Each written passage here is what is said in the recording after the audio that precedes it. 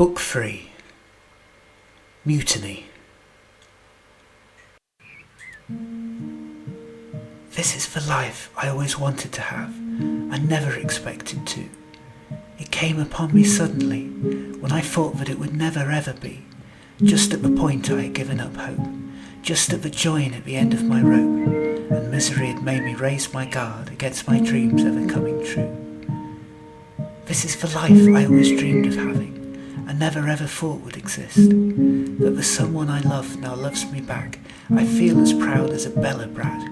After feeling cut off from my own race, I've fallen in love with an alien face. I never thought my life would bear this twist.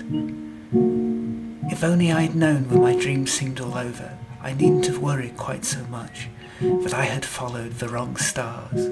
For I was meant to be here on Mras, living the life I wanted more, in my own house of my own family, and my own front door, to have everything I needed within my touch.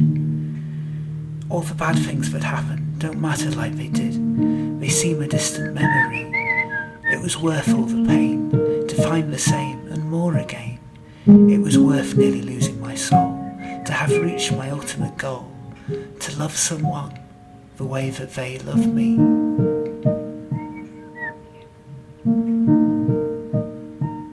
Time passed in an ungentlemanly hurry, the way it always does when things seem to be working out, and you know that you are having the time of your life, a time that might never come round again. It was fun making house on an alien world. Over time I brought my few meagre belongings to Oberon's house, where at last I knew that my precious guitar wouldn't go sat on, and was instead given pride of place in the attic. I wasn't even as sad as I thought I might be, watching my house sink back to a single property, as I had someone to share the extra space with now. I managed to order many more earth instruments, so that I could chop and change depending on the song. My fellow band members looked on in amazement as one instrument after another turned up to rehearsals. No more demands for work came through my holographic letterbox, or were mentioned again on the bulletins. You probably realise someone from the Intergalactic Federation would notice and make a fuss, or it's taking a long time to put into practice, or old Almathea has had a nervous breakdown realising just how unpopular he and his policies really are, said Oberon. No police forces seemed to follow us the way we had once feared. Even Jeremy began to go about his life the way he had, without even a table for protection. Before too long I felt confident enough in a regular routine that involved taking tea with Auntie C each morning, while Oberon attached himself to the Universal in Peace, before we both met up in the afternoon and had band practice in the evenings. Oberon was now well enough to go back to work at the Colawallaboola Club full-time, amazing me with his powers of recovery, where we continued to be greeted like long-lost heroes. Here, in this cocoon, it was easy enough to think that the bad times had never happened, and that Almathea had never existed. Instead, I was just one of the locals, doing what locals do. Well, almost. I was, after all, involved in the first ever intergalactic band. The 13 of us had become a really tight band, rehearsing in the Colawallaboola Club after hours without further incident, and our songs were shaping up well. We had by now, thanks to research on the Universal, added 2 new songs to represent the races that weren't yet on Mras, the Mgrumps and the Camalosians, protest songs from the far-off days when both planets' ruling classes had overthrown their oppressors. They were, respectively, a spirited march, Hump, Mad Humph, and a very poetical, lyrical piece with dozens of stanzas entitled An Inquiry into the Forward-Looking Ways and Means of a Common Proletariat Against the Binds that Shackle Us and Keep Us Locked Away in the Dark Fortresses of the Cerebral Cortex for the Foreseeable Future. Oberon had heard back from the BCBC, who were excited by our proposals, and, after hearing a rather nervy, hurried rehearsal recording in which accidentally sat on a tuba, was still impressed enough to offer us a broadcast for a live performance. Rehearsals continued with aplomb, as we added one song to our repertoire after another, such as the Mrasian Peach March, My Aura Likes Your Aura, which was a popular one amongst locals. We hoped we'd get us extra brownie points when we performed it. A cross between Angry Protest Rant and English Music Hall, it was great fun to play.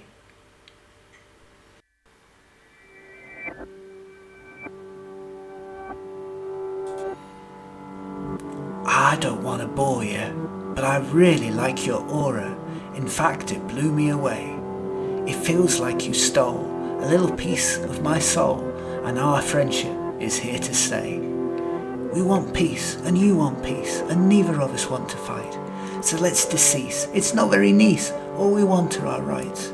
To have peace of mind, we have to be kind. Together we can reach new heights.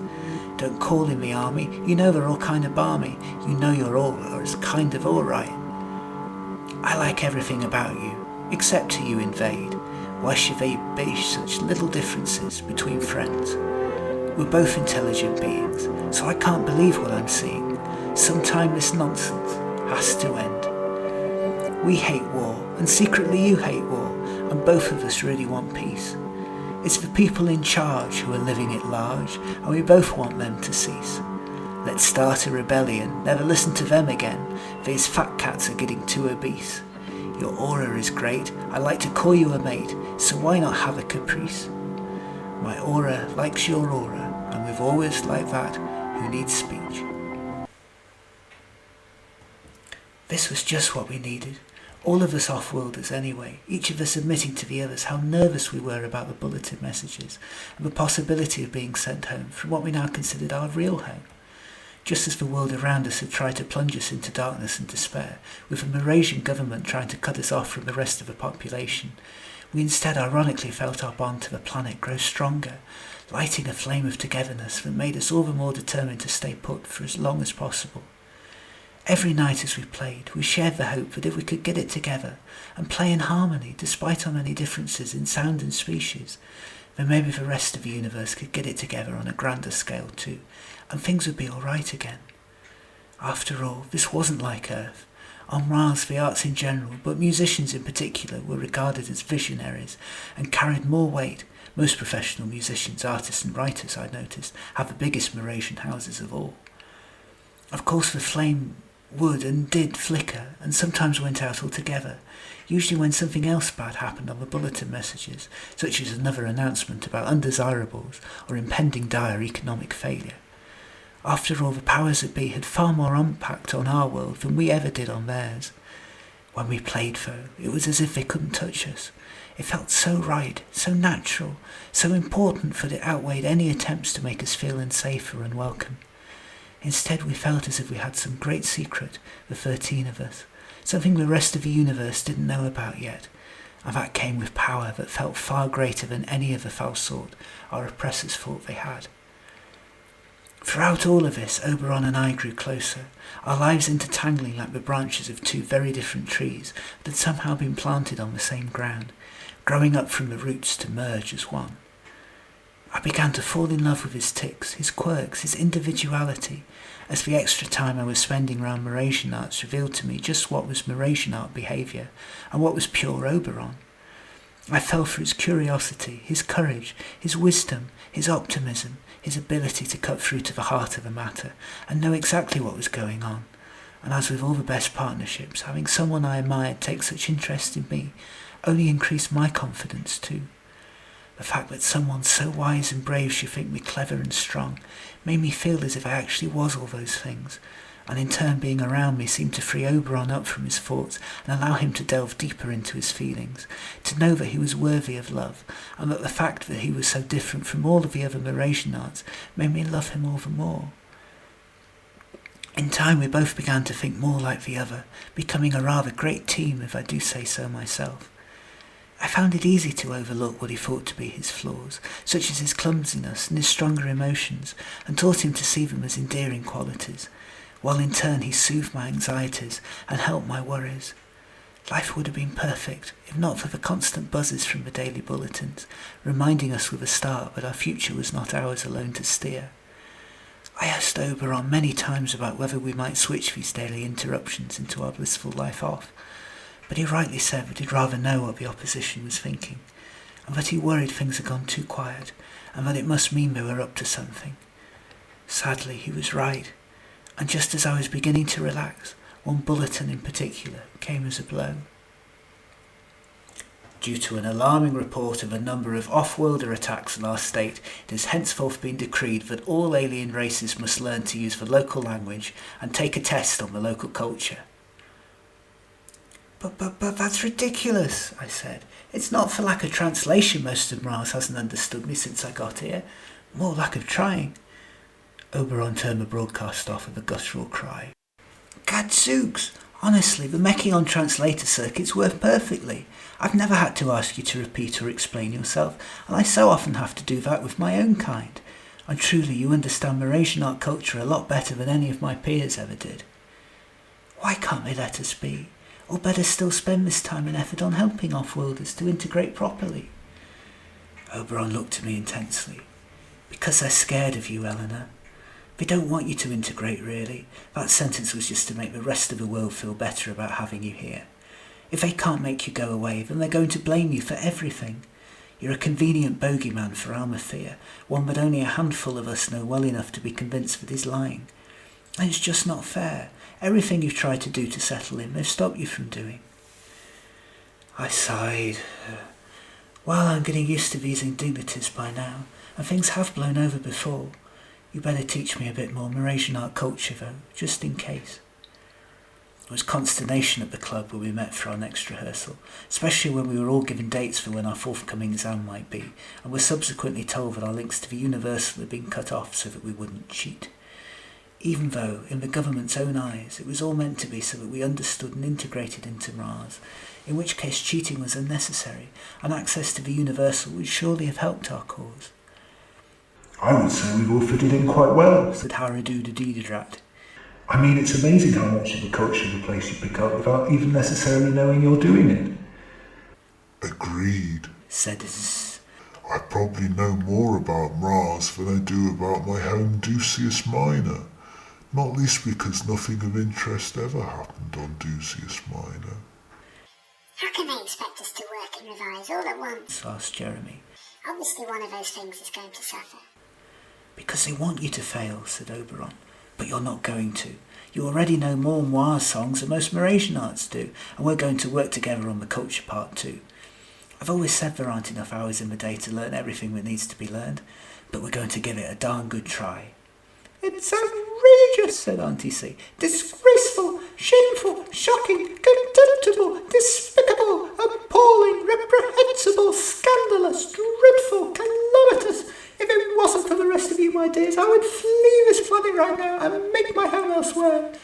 Anywhere else. Even the coldest, gloomiest parts of Earth would do. How dare they try and take away our rights from us when we have come here to help embellish the planet, not to take away from it.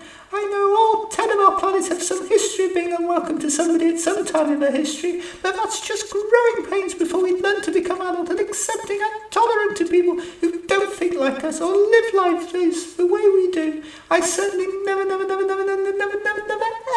in all my born days, thought something like this would happen now. In my lifetime, on the planet that always seemed the most civilised to me. When I think of what Erin and Lizzie went through to show that the 10 worlds are all better when we work together, well, it makes me sick to my 2 stomachs, so it does. Leaving is exactly what they want us to do, said Oberon, cutting in. But because of that, it's exactly what we're not going to do. I'm not having my lovely planet taken over by people who don't represent how we truly think. We're going to stay and fight. We're going to present our band as an alternative force. We're going to overthrow this government at the next election, and the 8 of you are going to ace that test. What are they going to ask us, Oberon? I said. How much culture is there to learn? Well, said Oberon, the 5 of us could give you some lectures on Mras. It would be like your lectures at the town hall, only with less singing. So that's what we did. Every night after rehearsals, one of the 5 Mrasianarts gave us lectures on things we were interested in. Culture, politics, food, history, geography. In time it felt as if I knew Mras as well as I knew Earth, and in fact in my dreams I felt my memories of my old world slipping away, replaced by the history and landscapes and leading figures I now knew from Mars. Some of it was fascinating, and things I wish I'd been able to learn about when I first arrived. Other things I had already picked up from the Universal and remembered well. Other things I didn't see any need to know at all, but it paid to learn everything that might be on the test. Along the way I learned about Akumbra Habranisha Masha the Third, Mras' founding father, who first led the Mrasianarts out of the caves, and whose statue was still in the square by the town hall. I learned about the way the Universal had been created, following the Great War, by 5 ultra-empathetic Mrasianarts who used the increased electricity created by Mrasian temporal lobes to create a whole new collection of data in the ether, and the problems they had making it work at first, or getting anyone willing to test it out. Perhaps most interestingly of all, I learned that in the previous grand epoch of millennia's past, Mras had once had colonies spread over quite a bit of the universe before turning inward, and that one of his colonies had been in the Milky Way. Some of their planet names still filtered down, such as Mars 2, Earth's once inhabited neighbour, abandoned for being too cold and for having noisy neighbours back in the reign of the dinosaurs. I wondered about what might have been, had humans been in a position to make contact then, and smiled. To think the immense endurance might have happened centuries before I was born, instead of just for one. I might have grown up in a totally alien universe, rather than an alien world, as I was now. What with the new music and the cultural references to learn, my life had suddenly become very busy, which was, looking back on it now, what the government had surely intended all along, to keep us busy, so that they had time to prepare their master plan without our interference. Without our realising it until afterwards, the daily bulletins got worse by the day. Meaner, angrier, more racist, more speciesist.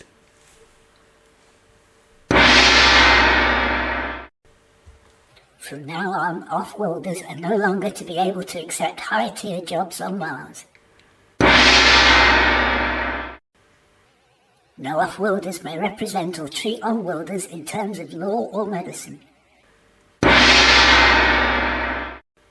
No off-worlders are allowed to live lectures being given at the town hall.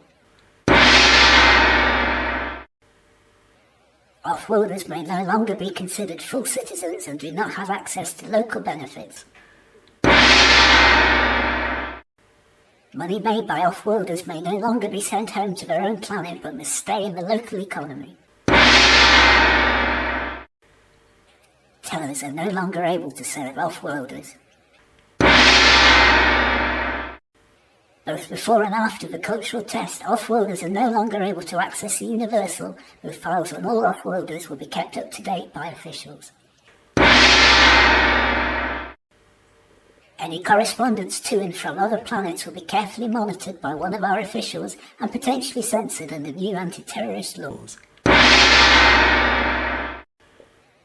Off-worlders may no longer mingle in public places with Mrasianarts.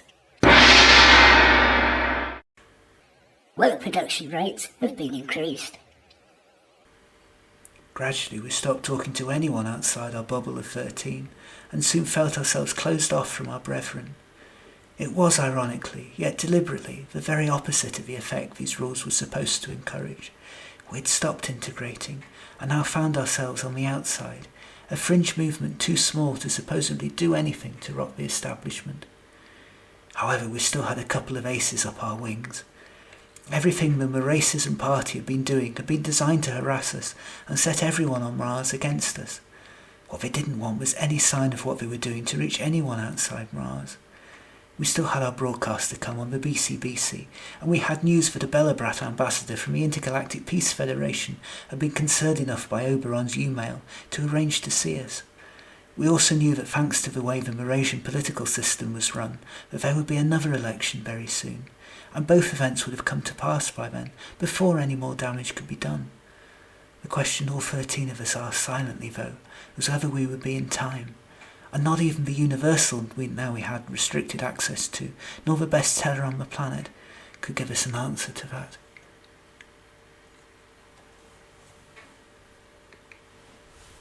The first major event to follow found me and Oberon walking bright and early at the shuttle terminus. It all felt very different to the last time I passed through there, so alone and dazed, waiting for someone to meet me. Now there were barely any off-world shuttles arriving or disembarking at all, and those that were tended to be delivering post rather than people. There were now telescreens on permanently, repeating the propaganda of the Mrasianart party, telling off non-Mrasianarts for daring to visit the planet, even as their points echoed to a largely empty hall. This time, however, I felt like a resident, not a tourist, and had someone who loved me and wanted me there. We had hoped that we would be able to talk to the Belobrat ambassador in private and tell him of our worries undisturbed. To our frustration, though, we had been followed, and Oberon recognised the Deputy Minister, Cassiopeia, skulking around somewhere behind us, clanking as the dozens of medals on his chest walked in synchronisation with his legs. "What a dandy prat! He must be working as an intelligentsia for Almathea," whispered Oberon to me, and I agreed, even if I didn't know what the word actually meant. No matter how much we tried, we couldn't seem to lose him. Before we had the chance to do anything more about it, we saw a shuttle arrive in a great cloud of smoke and fire and noise which seemed so alien somehow on this quietest of worlds. It could only be a Belobrat shuttle. It was painted in gaudy colours, had a flashing neon light on top, played the Belobrat national anthem as it came into land, and had a giant picture of a smiling Belobrat on the side, presumably the ambassador himself. I wasn't quite sure what to think when the Belobrat ambassador got off the shuttle, dressed in fine robes and with what looked like a crown perched atop his head. I was even less sure what to think when he very proudly stood to attention in the shuttle terminal, bowing his head theatrically to the Intergalactic Peace flag and waving his arms about to a largely non-existent crowd. This was all so show-offy and so very un-Mrasianart that it all took me by surprise, and to my shame I found myself laughing out loud. The visitor scowled, partly at me, but also at the lack of the crowd taking an interest in him. Oberon had led him to think that he was being met by some official party as a special honoured guest. Of course that was the last thing we wanted. Urging his poor hapless Glabdahardit companion to take his bags for him, despite the poor chap being about a quarter of his size and strength, the Belobrat ambassador walked towards a microphone, one that had actually been set up for Almathea, and before we could stop him he began to proclaim loudly, even though there were so few people at the terminus, they could have heard him with just his speaking voice. Mrasianarts, lend me your ears for just a minute of your time. I am Bertie Belobrat, Special Envoy to the Intergalactic Federation of Planets, here to spread peace to those of you who are less civilized than we, and have been newly hatched to the idea of other worlds in the past century or so. I come here bearing my great gifts of fortitude, resilience, intelligence, wisdom and nobility, not forgetting, of course, my greatest quality of humility that I share in common with all Belobrats, but which I personally possess more than any other.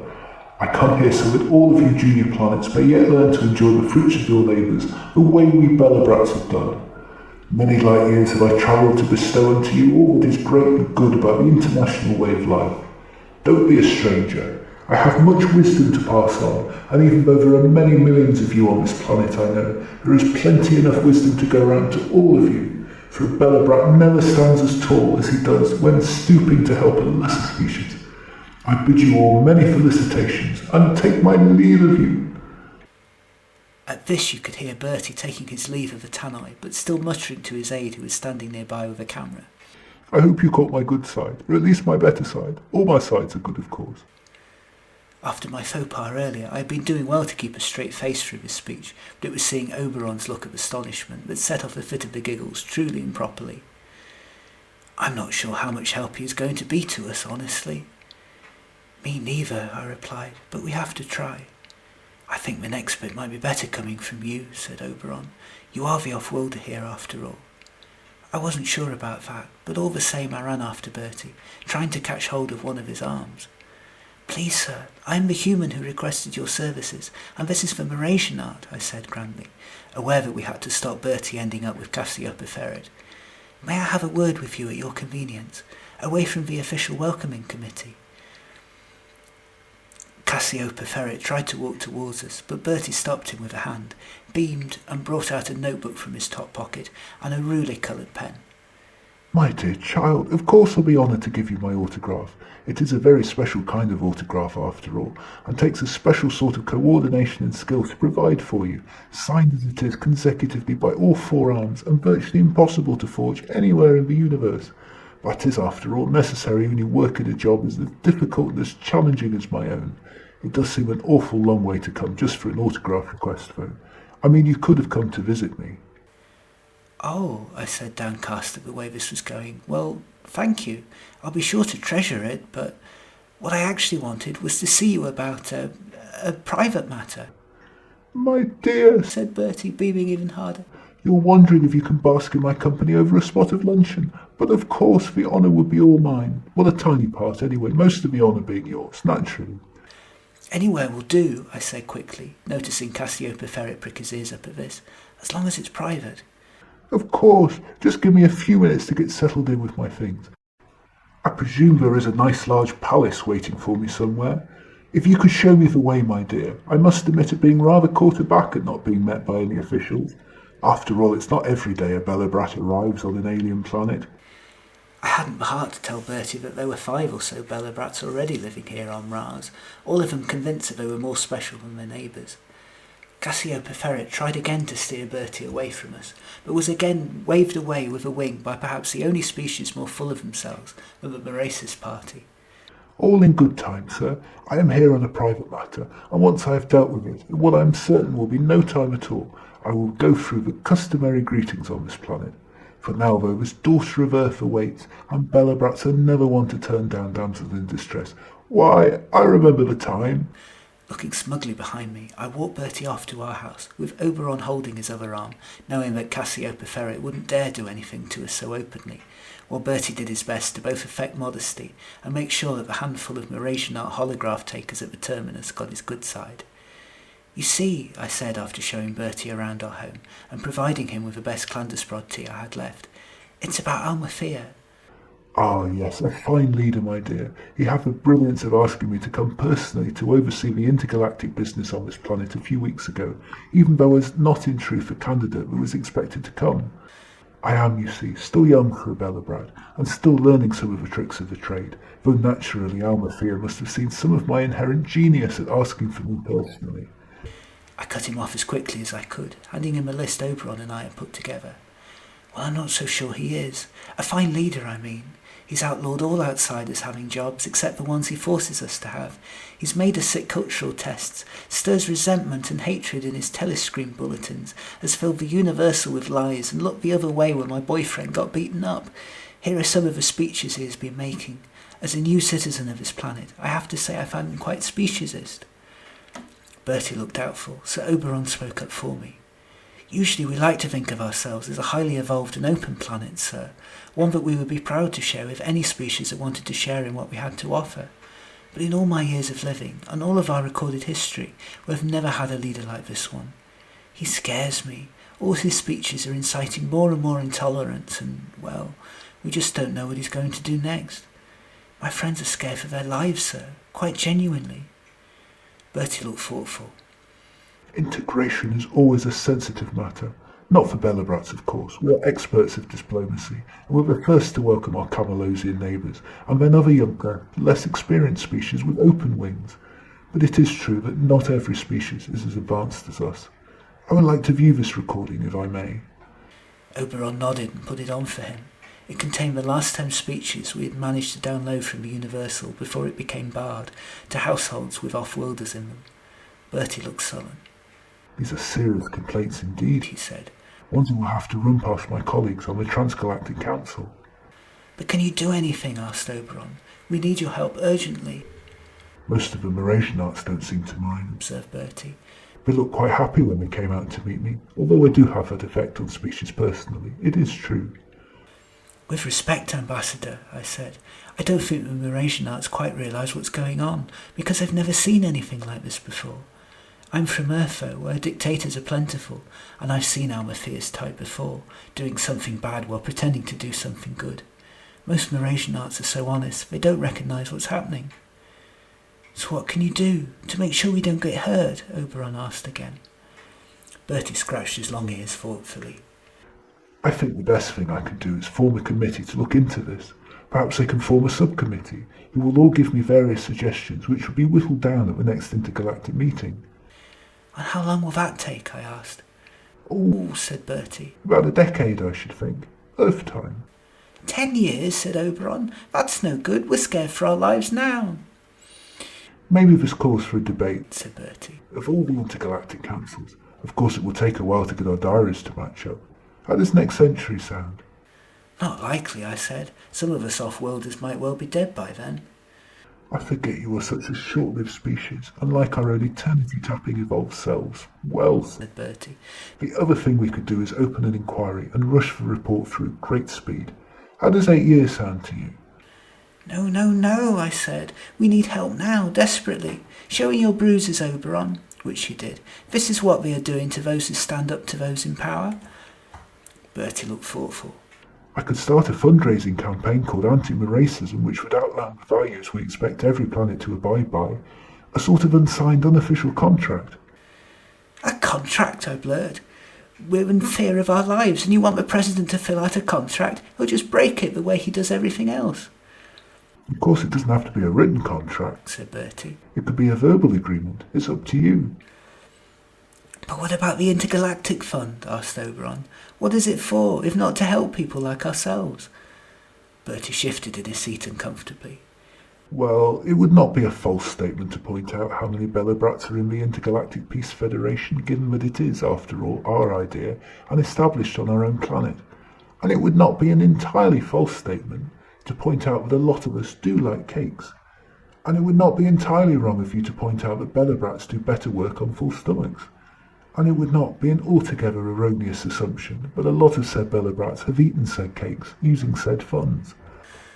We stared at him in horror. You look displeased. Maybe I should go and see Almathea now to set this matter straight. Honestly, he's not so bad when you get to know him. He's been most supportive of my promotion, in fact. Yes, let's get the varlet, muttered Oberon under his breath as we all but dragged Bertie to the official offices, with Cassiopeia Ferret's turn to look smug as our trio walked up to the doors. I'm so pleased to meet you, but at the same time I'm so sorry, sir, he said to Bertie. I do believe you have been sent here on something of a fool's errand, not to be rude to your good self, sir.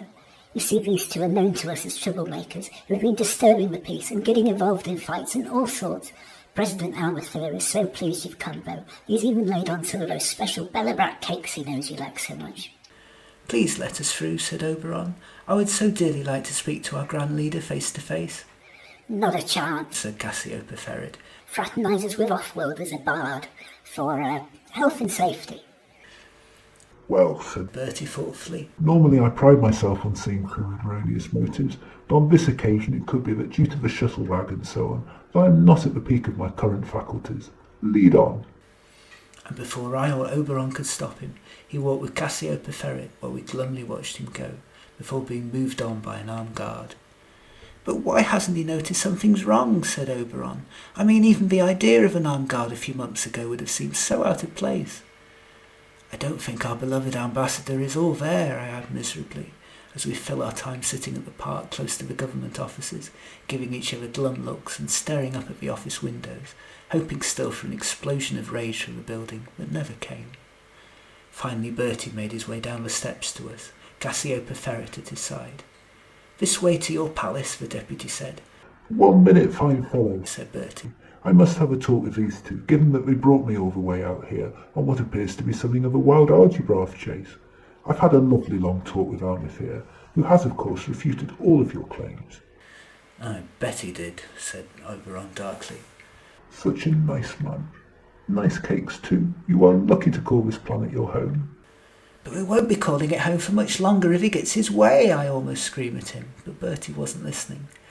He complimented me on all the hard work I'd been doing at the Intergalactic Federation, and how he'd heard big things about me. Amazing. I didn't think news of my brilliance had spread so far here. So what is he going to do to put things right, asked Oberon, clearly doing his best not to strangle the ambassador. Oh, a few things. He says he didn't realise what an impact his words were having on off-worlders. He's going to modify them a little in the future. Modify? I yell, really losing it this time. Words about how dangerous we are, and how we're not fit to be citizens, and should be deported. He says he'll give you a bigger house in the short time you're here, if you allow him to carry out his bigger plan unhindered. We don't need a bigger house, screamed Oberon. We need to know we're safe in the one we've got now. What did Almathea have to say about our safety as citizens of Mras under his care? Well, he says he's thinking about it, but he wouldn't want to commit himself at this early stage. Oberon and I looked at each other in despair. This was not part of the plan. Unable to catch Bertie's eye, dejectedly we plodded home, watching him eat cake.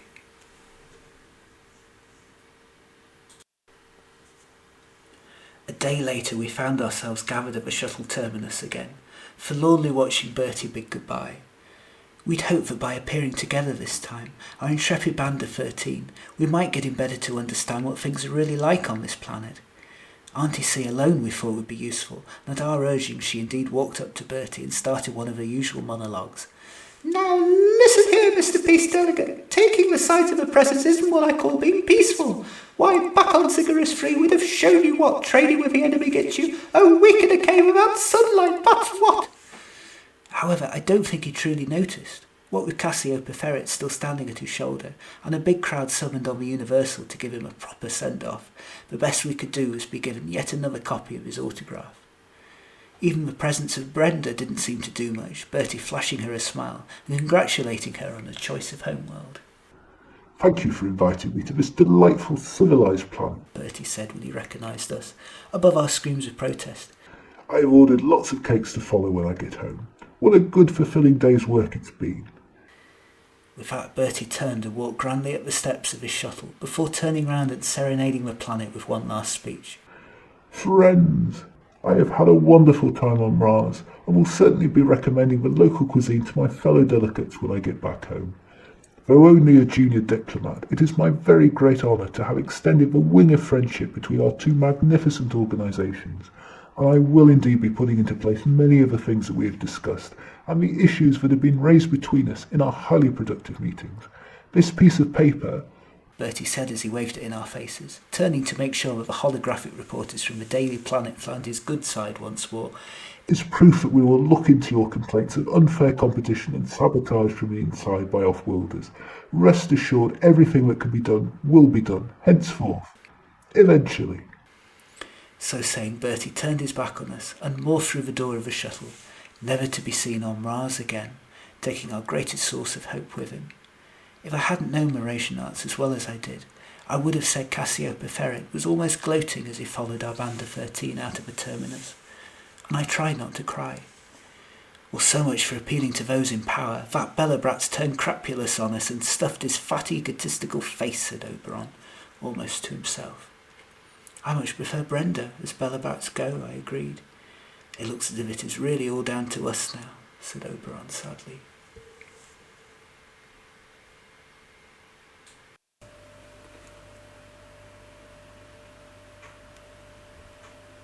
After this foiled visit, the Universal Bulletins grew more and more confident, outlawing this and that, and spending every moment they could to denounce us as renegades, unfit to call this planet their home. Every passing day seemed to bring new information about falling profits, of paranoid thoughts about competition and takeovers, of disruption from within, of disruption from without, of disruption from locals if they dared to think outside the party line.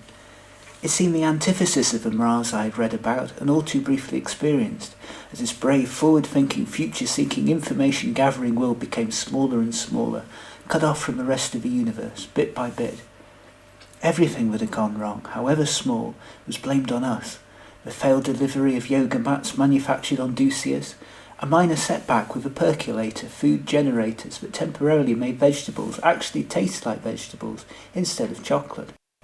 A town hall skirmish over whether the true Mrasianart flag was a basic one created 10,000 years ago, or the more defined one made a century later. Apparently it was all because of traitorous off-worlders plotting things. What things those were never explained though.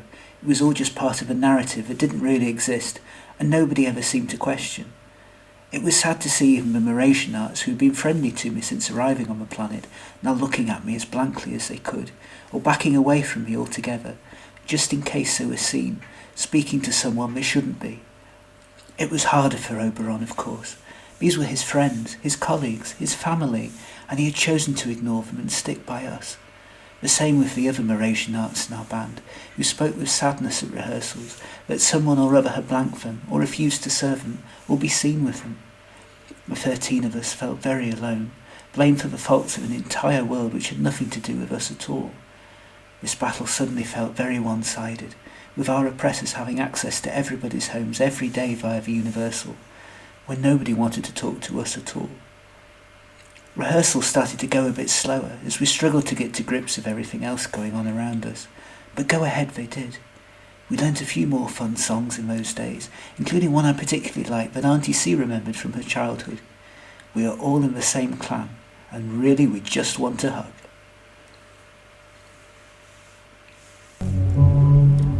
The nights are long, but the stars are bright, so I sing you a song to keep you company tonight.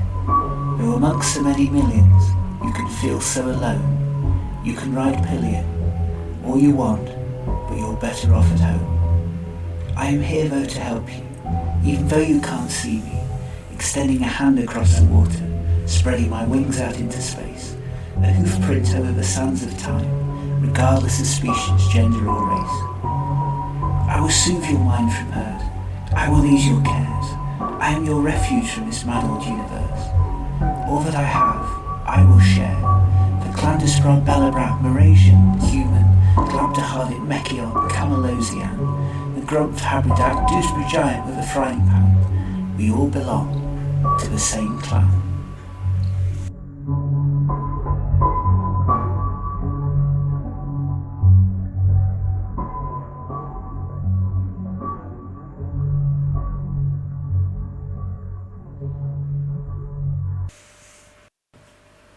Somehow it gave us comfort, and we needed it too, for on top of our rehearsals we found all our spare time taken up with a never-ending sea of names, places and dates to learn, each one of them more ridiculous than the last.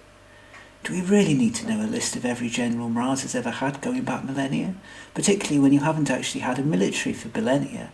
I complained to Oberon one day, pointing to the book of his I borrowed. I'm willing to bet none of the locals have any idea who any of these people are. I mean, take General Wazing Hermeradrop IV, who saved Mras from the shadow beasts of the nitrogen lakes in the days before Mrasianarts invented light and discovered they were just fish. Or Havatusis IV, who invented the faulty proton bomb whose prototype ended up being used as a giant popcorn maker on Doozius. Or Gigalumpard, inventor of the flying bucket. Oh, dear old General Wazing Hermeradrop. Wait, who? Said Oberon, teasing. I've never heard of him. But he's on the racist educational list, so I'm willing to bet there'll be something on him. They're doing all this to keep you busy and out of trouble. That's all it is. It wouldn't surprise me if this test is impossible, and none of you can pass it anyway. But I guess we'll have to show willing, or it will just give them more excuses to get rid of you all. What about your flag? The planet's surrounded by angelic light. Any information on that I need to learn? Sigh, that flag. Everyone seems to be reverential to it, like it personally won us all the riches and brilliance our world has ever experienced. The truth was it was invented by a graphic designer or Mechion who did a rush job, back in the days when we didn't have any such things of our own. It was revealed later it took him 5 minutes, and he had the planet upside down and the angle of the light wrong. He still charged full price though. There was a pause. You'd probably better not put that on your test if you want full marks though, Eleanor. And do we really have to learn the amount of missiles used in open combat, even though there hasn't been any in 5,000 years? They do seem to like that sort of thing. I'd much rather we were learning about the peacemakers of the world. Now there are some interesting people. Did I ever tell you about Luther Quarkinson? He was a plain old ordinary Mrasianart who didn't like the way the Camalosians were being portrayed in our media. We didn't have a universal back then, and spoke up on their behalf at rallies across the country. Or Gandastiquid, the industry owner who refused to let his workers undercut his big rivals from across the galaxy, and instead formed a union with them for equal rights and pay. Or Korga Bragistan, the politician who was in charge when we first made interstellar contact and who overrode his party's demands for weapons by inviting his new competitors over for a chat. These are the people we should be celebrating, not these dumb generals who have put us all in danger over and over and made their name fighting amongst themselves. They're all best forgotten and left behind. Since Emma and Lizzie, we should be thinking intergalactically, not globally. I sadly agreed. All 10 of our cultures seem to have their own long document of interworld skirmishes and bust-ups and fights over resources. Surely now, in this brilliant new era, we should be leaving all that behind us and celebrating the visionaries who saw a better universe than this, one where we work together. Now, even a century on from Emma and Lizzie, our planets all seem trapped in the past. We still had our music though, the intergalactic peace players we were now grandly coined, after we had already rejected other suggestions. Brenda Belobrat and a backup band, the Dewsbury Giants of Sound and her little friends, the Mrasianart Earth Band, and the Mrasianart for art's sake. We rehearsed up at the Colawalla Buddha Club as many times as possible, first meeting up at Oberon's house so we could all walk en masse past the town hall, and trying to time it so there wouldn't be one of their flag-waving lectures on, or any danger to be had. Soon though we found ourselves trying to second-guess the times of the meetings so we could avoid the crowds, which always seemed to be moving more and more forward, as if someone in power knew what we were up to, and was trying to make things difficult for us. Once while walking past, the Nilworm hit me right in the glockenspiel. Go home, taunted one junior male Mrasianart. We don't want your kind here, added a more senior male one. Human lover, spat a female Mrasianart at Oberon. These off-worlders coming over here, stealing our jobs, mating with our locals. Why in 50 generations or so's time, every planet will look the same, with 55 different species to choose from, as well as the original 10. And a good job too of you lot at the height of several centuries of purity, Oberon shouted back, standing nearer to us and whispering at her to look threatening, even though she was one of the sweetest and most passive people I knew. The moments when we were actually making music, though, they were what we lived for. The more we rehearsed together, the more like a band we sounded, united against our oppressors. There was something about the mixture of the otherworldliness of the Mrasianart instruments when set against the technological clang of the Mechions, the boom of the Belobrats, the calmness of the Clandusprods, the gentleness of the Dewsbury Giants, the rhythmic gymnastics of the Glabdahardits, and the earth instruments somewhere in the middle that made our hearts all sing. If we could sound this good together, then surely we were right to be doing what we were. I won't go through all the rehearsals we had. Suffice to say there were days when things seemed to be going well, days when things did seem to be going backwards, and times when I wanted to throw my guitar against the wall and give up. If there was one thing our 8 races had in common, though, it's that we never gave up without a fight. Were there other species that died out because they didn't have our stubbornness? I asked Oberon one night, who shrugged his shoulders and said he didn't know the answer to that. And whenever one of our 13 was flagging, the others would rush in with something positive. Eventually, painstakingly, we could get through all our songs without them falling apart anywhere. There is a point that every musician gets to when they come as close as they ever will come to flying or levitating, when their muscle memories know something so well that they are just playing perfectly without the need to really think about it, and that they aren't rooted to the spot trying to think so hard anymore, and can just enjoy what they play. A point in time when they know not just that they've mastered something difficult, but they've mastered it so well that it can never go wrong again. Not if the concert hall was set on fire, invaded by monkeys, or accidentally sat on by a giant Dewsbury giant. Whatever else is going on to make your life miserable, it's a feeling that puts you on top of the world. Any world. So it was with us that we finally nailed the tricky Camalosian song we had been working on, which finally gave us our 10th song from our 10th planet for our repertoire. We all burst out laughing in the sort of synchronisation you only get from bandmates who know each other inside out. The pent-up emotion of the darkness we'd been going through finally spent, as we realised, though, whatever else happened, no one else could take this from us, that we truly were a united band. We ran through the song again immediately to make sure, but it turned out to be wholly unnecessary. We were invincible, and we knew it. Oberon was excited enough to record us rehearsing our whole repertoire over the course of a week for backup, and excitedly emailed the BCBC confirming that we were indeed ready for our broadcast slot. By luck they were running an Intergalactic Peace Week, though to be fair they always seem to be running an Intergalactic Peace something, and they gave us the go-ahead for a live transmission a week away. Unfortunately, it was the same night as our citizenship test, which didn't give us much time to practice for either.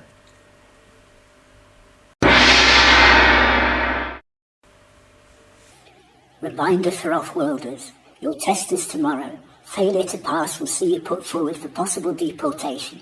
Signed, Foreign Secretary. Prettiness Glavius. Read the bulletin that flashed up on the screen, the way it had every hour for the past week. Gah! I exploded at Oberon that night, 4-dimensional manuscript paper in one hand and a textbook in the other. I'm getting to the point where I don't know what I'm doing anymore and getting muddled.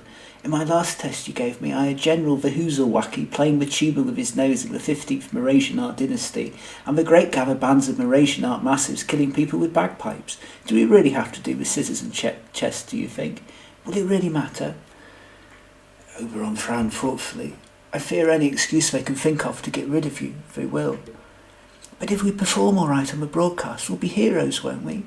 Making Mras look like a peaceful, civilized planet in the eyes of the universe, even when you and I know it isn't. They won't want to deport their superstars. I've been thinking about that, Oberon said, and got a pack of Mrasian tarot cards from a shelf and spread them on a table. I don't want us to pretend that everything's hunky-dory when it isn't. Maybe I should say a little something about what's happening here. Ask for help, you mean? Yes, asking the officials for help didn't seem to make much difference. If I can speak to the people collectively, rather than just the ones in power, maybe I can start something bigger. And almost without him thinking, Oberon's wings fluttered over his glowing cards, turning this way and that as he looked thoughtfully. Well, I asked impatiently, what do they say? First of all, I'm not a natural at reading these, which is why I usually go to tellers, but all Mrasianarts are taught how to use them at a young age, as it's integral to our culture. What do they tell you, even though you're not a natural at reading them, and therefore allowing for mistakes? But if I am to take this road, a heavy sacrifice must be made, but that all will work out as it should in the end. And that's a good thing, right? Oberon looked up at me miserably. The question is, what exactly are we sacrificing? And is it really worth it? He shuffled the cards, letting them fly over his wings at speed until they landed back in the box again, where he dealt them once more. This reading tells us what will happen if we do nothing. He pulled out some frightening-looking cards, including a tower of Mrasianart set on fire, a hanged Mrasianart falling from a vizula tree, and a Mrasianart with 30 lances sticking out of his side. Well, that answers that one, I guess. Destruction, Oberon said simply. But I think that makes our decision for us, I said, comfortingly patting Oberon's nose. And as you say, you might be wrong. Are you ever wrong? Do you know the last time I cast my cards? Said Oberon. It was the day you were hurt and stumbled into the Kollawallaboola Club. I pulled the Mrasianart lovers, the 1 of Hezeluff shells and the 10 of Galumphores, all followed by the tower card. I thought, well, that's an unlikely combination, considering all I'm doing is going into work on just another average day. What did all that mean? That it wasn't an average day? That I would fall in love with an off-worlder? Oberon looked up at me. Then lose her in some way. I've never had those cards before. Any of them. Ever. Can you consult anything else? I asked nervously, just to be sure. Oberon fired up the Universal and typed in some figures. Mras is in Erisodevolution tonight. Astrologically speaking, we're at a time of great turmoil, he said. The galaxy too, not just us. It could result in an ending, or a new cycle. The outcome balance is even. I'm not sure that helped. Anything else, I say, losing my nerve a little. We have a Mrasian equivalent of your I Ching, Oberon said, as he got some pebbles with strange markings off a shelf. Chapter 24. What does that say? A movement is accomplished in 6 stages, and the 7th brings return. The 7th brings new light, but only when utter darkness has fallen, into a nitrogen lake of impenetrable misunderstandings, and all seems lost, coming and going, without error, brings a final answer, but you might not like the question. Well, I say, that doesn't sound very comforting either. If I was a more dramatic species, said Oberon anxiously, like, say, a Belobrat, a Glabdahardit, or even a human, I would say that those 3 results together mean the end of days. So what do we do about it, Oberon? I think you should go back to revising, just in case. And I should start preparing my speech for the broadcast, just in case too. Oh, and I have one last idea. I'm just going to give Alioth a call. The next day arrived, and despite Oberon's best attempts to look after me, I hadn't got much sleep. Mrasianarts weren't allowed near the testing centre, so Oberon wished me luck and bid me a tender goodbye outside our house. The 8 of us off-worlders in the band met up down the road in 1s, 2s, 3s and 4s, until finally we found ourselves outside the town hall, not the scene of my happiest times on Mras.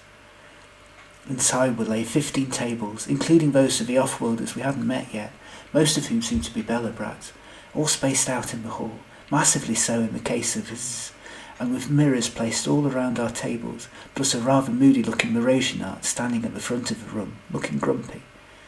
Nervously we milled around, not knowing quite what to expect, saying hello to the strangers in our midst, encouraging them to tune into our orchestral broadcast, and wishing them luck. Of course, as most of the newbies were Belobrats, they insisted they didn't need any luck, and they never scored less than a perfect score in a test ever. Though for all that bravado, you could tell that they too were slightly panicked at what might be in store for them. Poor Jeremy the Glabderhardit looked especially nervous. I hate tests, he squeaked. They make my blood run colder, even though I'm almost reptilian. When I see a test sitting on a table like that, I just want to hide underneath it. It's going to be all right, I tell him comfortingly. Your photographic memory is brilliant, and it will kick in as soon as you see the test. But what if it doesn't? He said quakingly. I don't want to go home and hide for the rest of my life, like everyone else. Nobody's going home, said Haradoodadeedaludarat comfortingly. We're not defeated yet. Besides, we might all get top marks. One of the Belobrats I didn't recognise sidled up to me and whispered, Are you the ones causing all the trouble? Well, don't. We like it here, and the more difficult you make things for us, the more likely they are to send us home. I shook my head. They were doing things to us long before we started doing things to them. You just wait. They'll have found some way to cheat on this test and send us home anyway. I'm not going without a fight. This is my home too. No, said the Belobrat. You don't know what you're meddling with. It might be all very human to make trouble, but we just want a quiet life. The longer we wait it out, the more chance there is that we will get to stay here in peace. Mariana joined me. We really have done everything we legally can, and we're still in trouble. So now it's time to do things they say are illegal. It's the only logical thing to do. They're going to deport us anyway. They said so, she said sadly. Give it a bit longer, said the Belobrat. Please, you don't understand. That really is true, sister, said Brenda. You must admit the bulletins have become awfully unhinged. I like to think I was responsible for single-handedly scaring a government into doing all these things, but really I'm not. Gas, said the Belobrat, walking off annoyed to murmur to his two companions. Here it is, said Auntie C to us old-timers. I've knitted you all reversible hats. It helped me get through my revision, giving my hands something to do. I've had to make approximate measures of all your head sizes, so forgive me if they're a little too big or too small. On one side they read Intergalactic Peace Band in lurid hues, on the other Intergalactic Peace Survivors who were going to ace this test in dark colouring. They're beautiful, thank you, Auntie C, I said, giving my companion a hug. Everyone else admired them too, all apart from S, who couldn't see over hers, which was too big, but grinned anyway from underneath her bobbles. With everyone else occupied and seeking comfort myself, I had a quick word with Auntie C. What are we going to do if we're deported? I couldn't go back home to the Earth way of life, not after this. Mras is my home now, far more than Earth ever was, I said sadly. Well, I'll be all right, said Auntie C. I'm used to travelling me, and when you live as long as I do, why you expect to remake your life a few times? It's a tragedy for all of you, though, you especially. You've grown so much since coming to this planet, dear. You're so different to the quiet and scared little human I first met on the shuttle. You'll stand up to anyone now. Yes, I agreed sadly. I've really found my confidence again on this planet, thanks mostly to you and Oberon. I don't want to go back to who I was on Earth. We're not going to let them do this to you, any of you, said Brenda, putting an arm around both of us protectively. I'm the best pupil that ever was, and I know I'm going to get more marks than the marker will know what to do with. And when I do, I should be such a prize pupil that I will insist they cancel your deportation notices. I had grown used to my friend's bluster by now, but at this particular moment in time, my confidence was just what I needed to hear. Yes, we can do this. We've revised hard and well. If there's any possible chance of passing this test, then that's what we shall do. We can totally do this, I said to all my companions out loud as the doors opened, high-fiving everyone and picking myself up off the floor when this high-fived me back. We can totally do this, I yelled, to grumpy looks from the Belobrat strangers. We totally can't do this, I said inside my head as I sat at my desk and turned the paper over. It was all written in strange squiggles I couldn't understand at all. What's the matter? said the Mrasianart at the front of the class condescendingly, looking at our puzzled expressions. Did none of you bother to learn the Mrasianart language? What's the point in learning a language when we have such things as Meccan translators? Exploded Auntie C. Never in several centuries have they found even one letter wrong in translation between species, so why does anyone need to learn a local language? This isn't testing our knowledge of the land we've arrived in. This is just designed to catch us out and trip us up. It's an outrage, a farrago, a preposterousness. The test is multiple choice, the teacher said, so that even the thickest of you off-worlders have a sporting chance to prove how kind and fair we are. Maybe you'll get lucky. The results will be given to you here soon after you've taken the test, and anyone scoring less than the pass mark will be marched to the shuttles and deported. No talking. You may pick your solarized graphite sticks up now. Dejectedly, I stared at the paper and sighed. I couldn't even work out where the answers ought to go on this mass of squiggles and lines. Suddenly I heard Oberon's voice in my head and flinched, noticing that all my companions were doing the same. I thought they might cheat on the test somehow, or too good to play that game. Sorry to those of you off-worlders I haven't met yet. My name is Eleanor, and I'm here to help. Alioth and I have broken into the town hall's archives and found a copy of the test paper which we're hoping is the same as the one you've got, but it seems to have today's date on it, and we don't know of any other test taking place. Alioth has done something terribly clever to the universal and boosted my telepathic abilities so I can talk to you all in your head and give you the answers. Just don't act like anything is happening, they'll read out the solutions to you, and you'll give the game away. The pass mark is 90% apparently. Not sure if I will give out myself facilities after it's possible, but let's give it a go. But I should confuse them anyway, and give us a bit longer to decide what to do. First question, how many Humrasians are there on the ground beam? It's the third squiggly one. I'm going to full project it to you so you know what it looks like. Second question, General Missile Fogaroo used a terraform attack when defeating the Cameronians but was painted relay. The answer is this one. Third question, how many right tunings can the right tuners tunique and the right tuners can tunique right tuners? The answer is 14. Answer this one. Fourth question, heckin', I'm stumped on this one. I suppose we'll give a game away if you got it all right, so have a guess next time. But I'm going to say... Time's up, said the Mrasianart at the front, glaring at us. I shall collect your papers now. Couldn't resist knocking her over as she handed her papers across. The rest of us looked around at each other, not quite knowing what to say. On the one hand, we were sure we'd passed with Oberon's help. On the other, we knew now for certain that we had been set up to fail, and that the powers that be really did want to deport us all.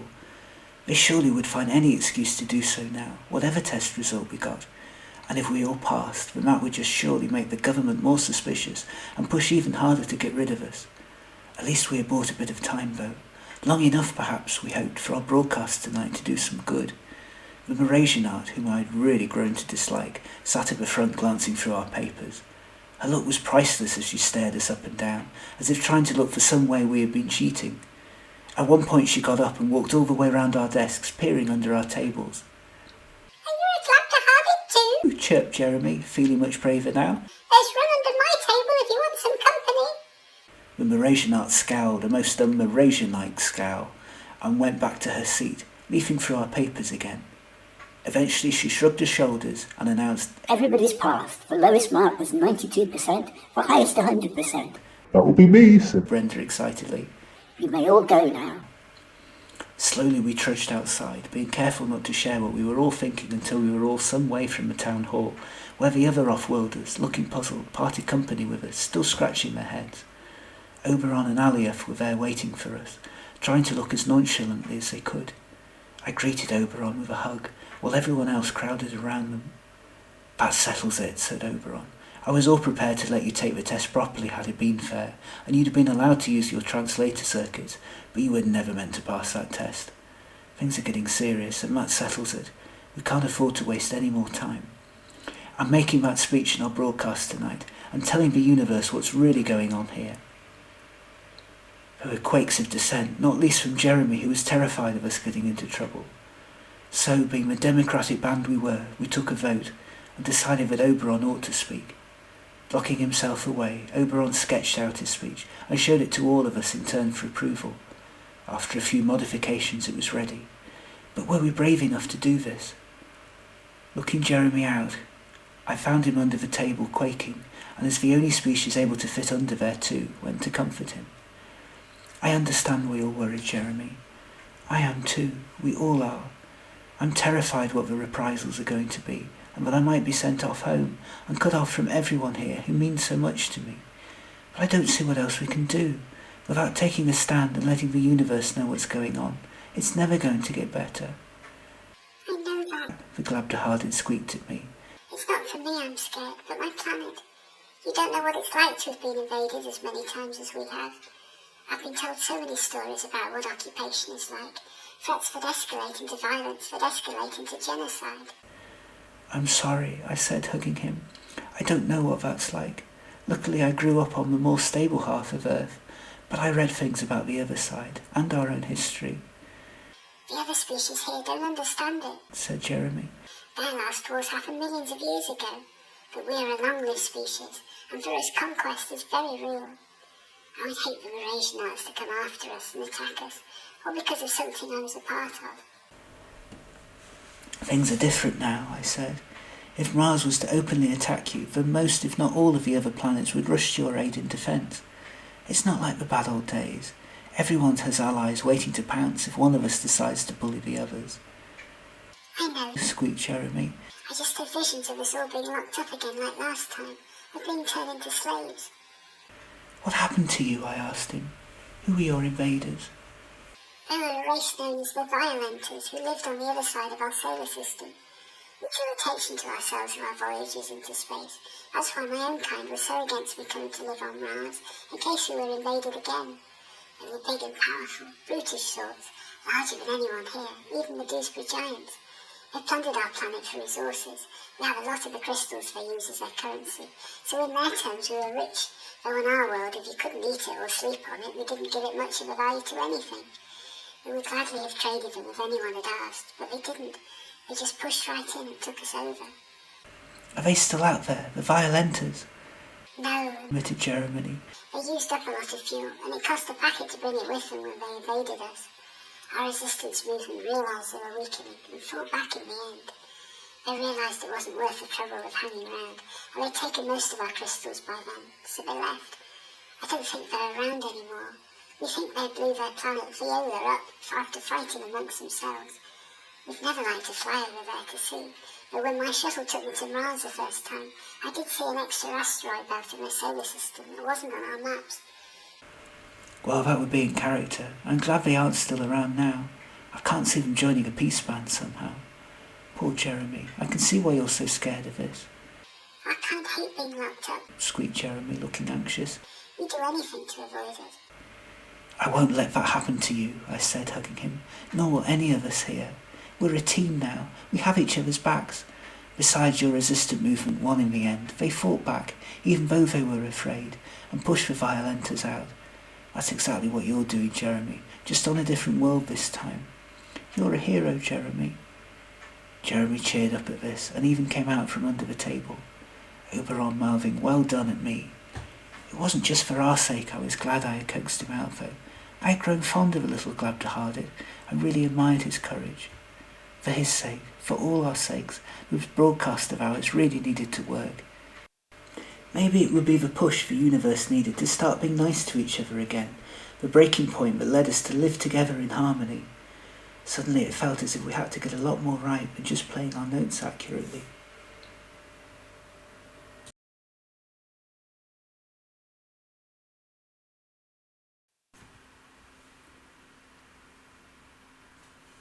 Finally, the time for our broadcast had arrived, and, instruments in hand, we were all ready, even Jeremy.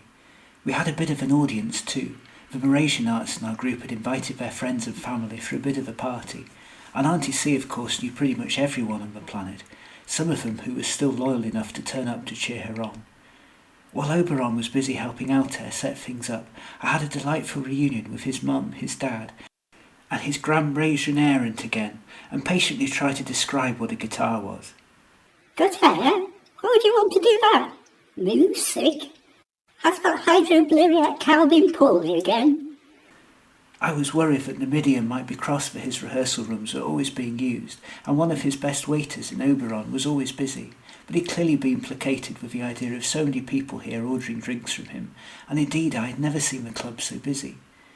We'd taken to disguising our instruments as best we could, carrying them in rucksacks and briefcases, and a Mrasianart invention named a twiddle, which was a little like a suitcase on wheels, but which levitated a little way behind their owner, and sometimes ran them over. I had taken to helping Auntie C with her mytholodium, and we made it look as if we were taking a reluctant animal to the vet, so no one would get suspicious.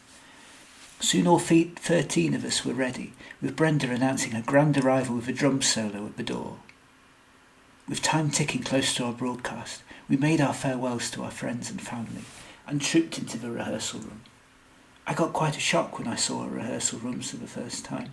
Altair had been busy all morning tuning all the instruments, even the off-world ones which he had become a dab hand at playing himself. Oberon and Auntie C had been busy threading microphones around the room and checking sound levels. Oberon kept talking to a pair of engineers from the BCBC he had been talking to as well, a double act named Bob and Claudia who had apparently been working together for some time. Bob told us that they were the best in the business, but then he was a Belobrat, and I had learned to take what they told me with a mountain of salt by now. Claudia, by contrast, was a Clandusprod who talked so much she rarely gave him the chance to boast, or gave us time to check how we sounded. Before we started, we did what we had taken to doing before every rehearsal.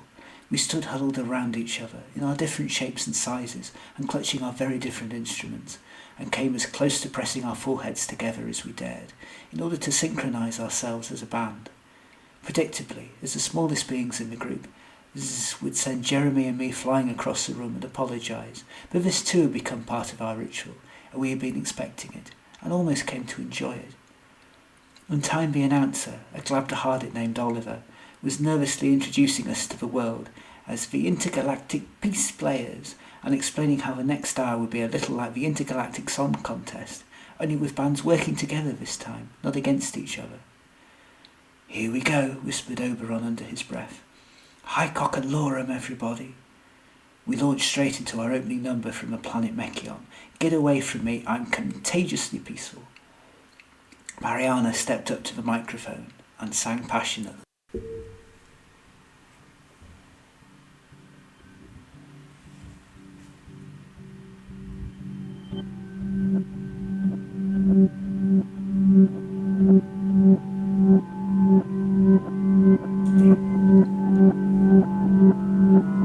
Once there was a universe. It was very big and wide, but the species in it was still hiding away inside. All the walls they had built for themselves to hide themselves away. They thought they were doing well, until one day, a species of Clandusprods called to say, "Would you like to come to tea? Sorry it's a bit Camelosian. We'd like to learn how you take yours." Peace grew between him and me. We realised all our similarities in the time it took the drink to pour.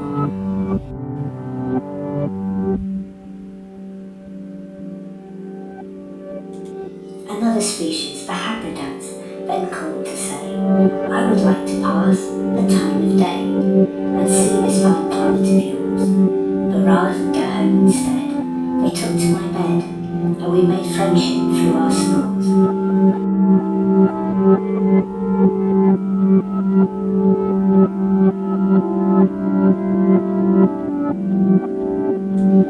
One species of human turned up with a gun. That really wasn't very fun, and said, "I'd like everything of yours." But rather than going to war, more tea we began to pour, until he put away his claws.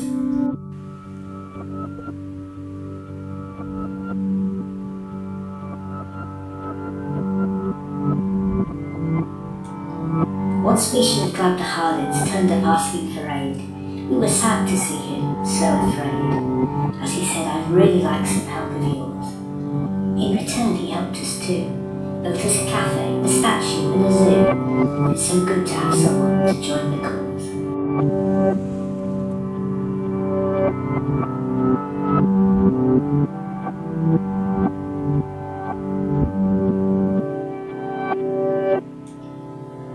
A species of Belobrat turned up to have a neighbourhood chat, as he said I'd really like to discuss this issue of yours. But we disputed our boundaries, and he insulted us by beginning to sneeze. We asked him back for an encore.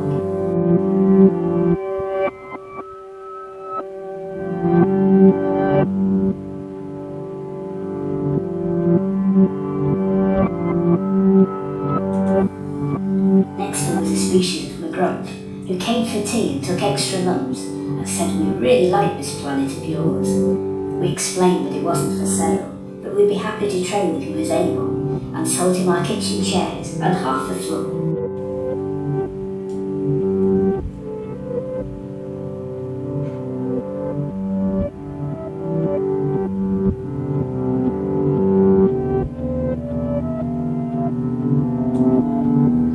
Then there was a Dewsbury giant, who was nicely compliant, who said I really like this food of yours. In return he shared all his best cooking, and some of his worst when his planet wasn't looking, and by accident he invented our national sauce.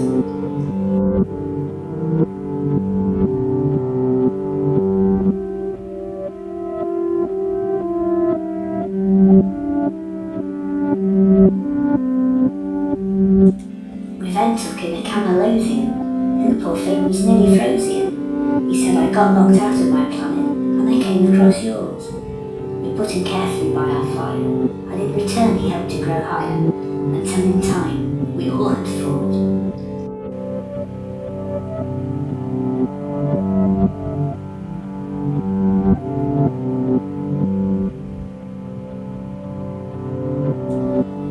Finally, a Mrasianart called in for a jam tower, and said I really like that philosophy of yours. We bid her to come back soon, for we have our tea every day at noon, and we really loved her Mrasianart cheese straws.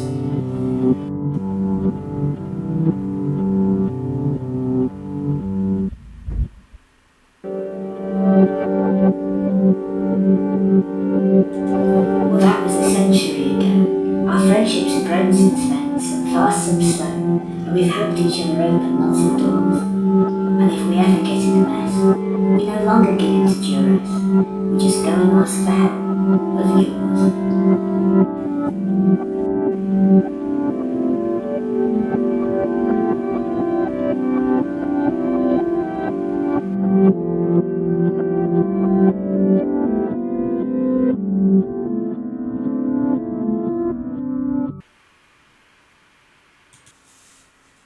Oliver the announcer told the audience all about our first number, and we quickly moved on to our second, the Mrasianart Peace March, My Aura Likes Your Aura, which the announcer helpfully explained via Oberon's notes dating back to the Mras Peace Revolution of 8-22BR-7, when the Mrasianarts overthrew their feudal system.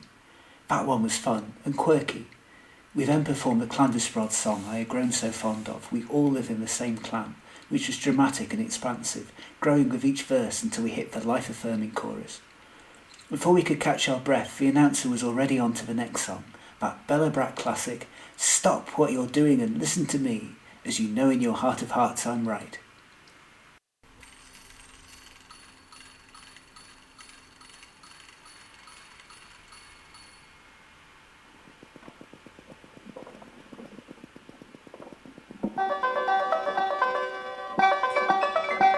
Stop, in the name of peace.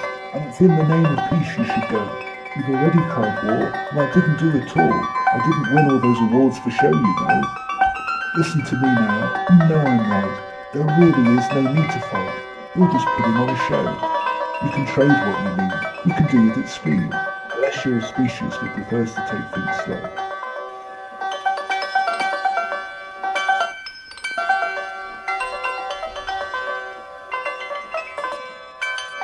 No need to do that. We're friendly, Belobrat. Why give us both suffering and woe? So stop the next time you want to fight, and let me put you right. It's in the name of peace you should go.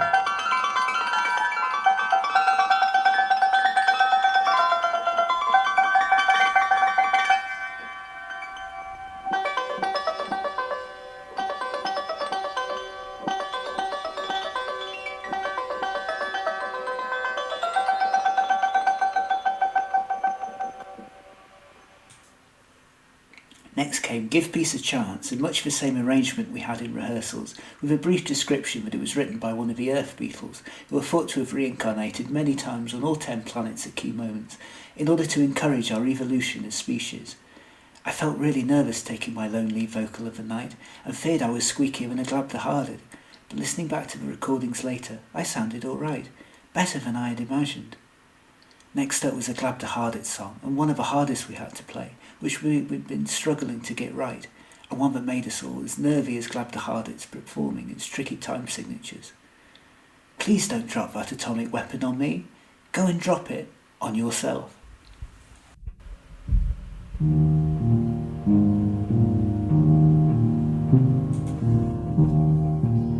it's all the same to you, and if it's not too much trouble, I really don't want to die. I'm not feeling blue, I'm happy in my bubble, and if you kill me, that will make me cry. I'd really appreciate it if you let me live, and I'd be very, very grateful if you didn't pollute my sky.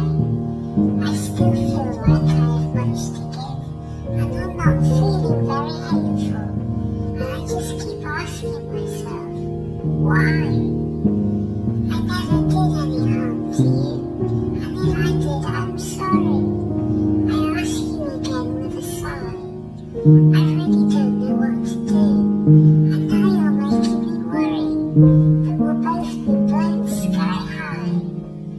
You see, if you aim your weapon at me, I'll have to aim my weapon at you, and I'll wall under the tie. I mean, I guess you'd be free to do what you want to do, but there's no reason we both have to die. So as long as we're both able, let's both hide under this table. You know you're really my kind of guy. To our relief, we got through it in one piece, and probably better than we had ever managed at rehearsals at that. Next up it was that old Habridat melody, Once We Lived in Peace, but the universe had other ideas. A lovely, slow, meandering type of song. At least by Belobrat standards.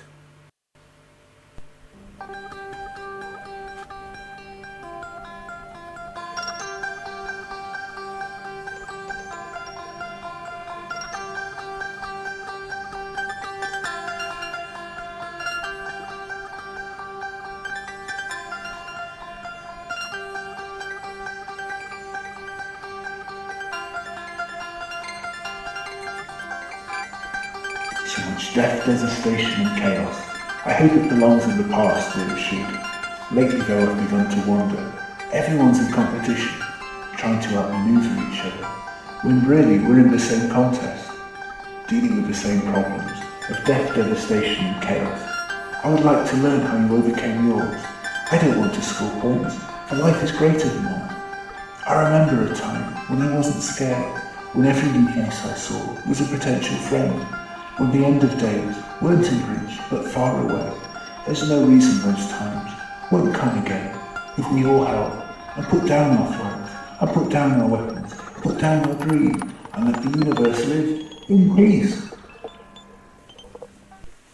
The Dewsbury Giant track, We May Be Big But Our Problems Are Small, was next. A small, sweet, cheerful little ditty that was almost like a pop song. I come with this really big hunch. I feel the universe is out to lunch.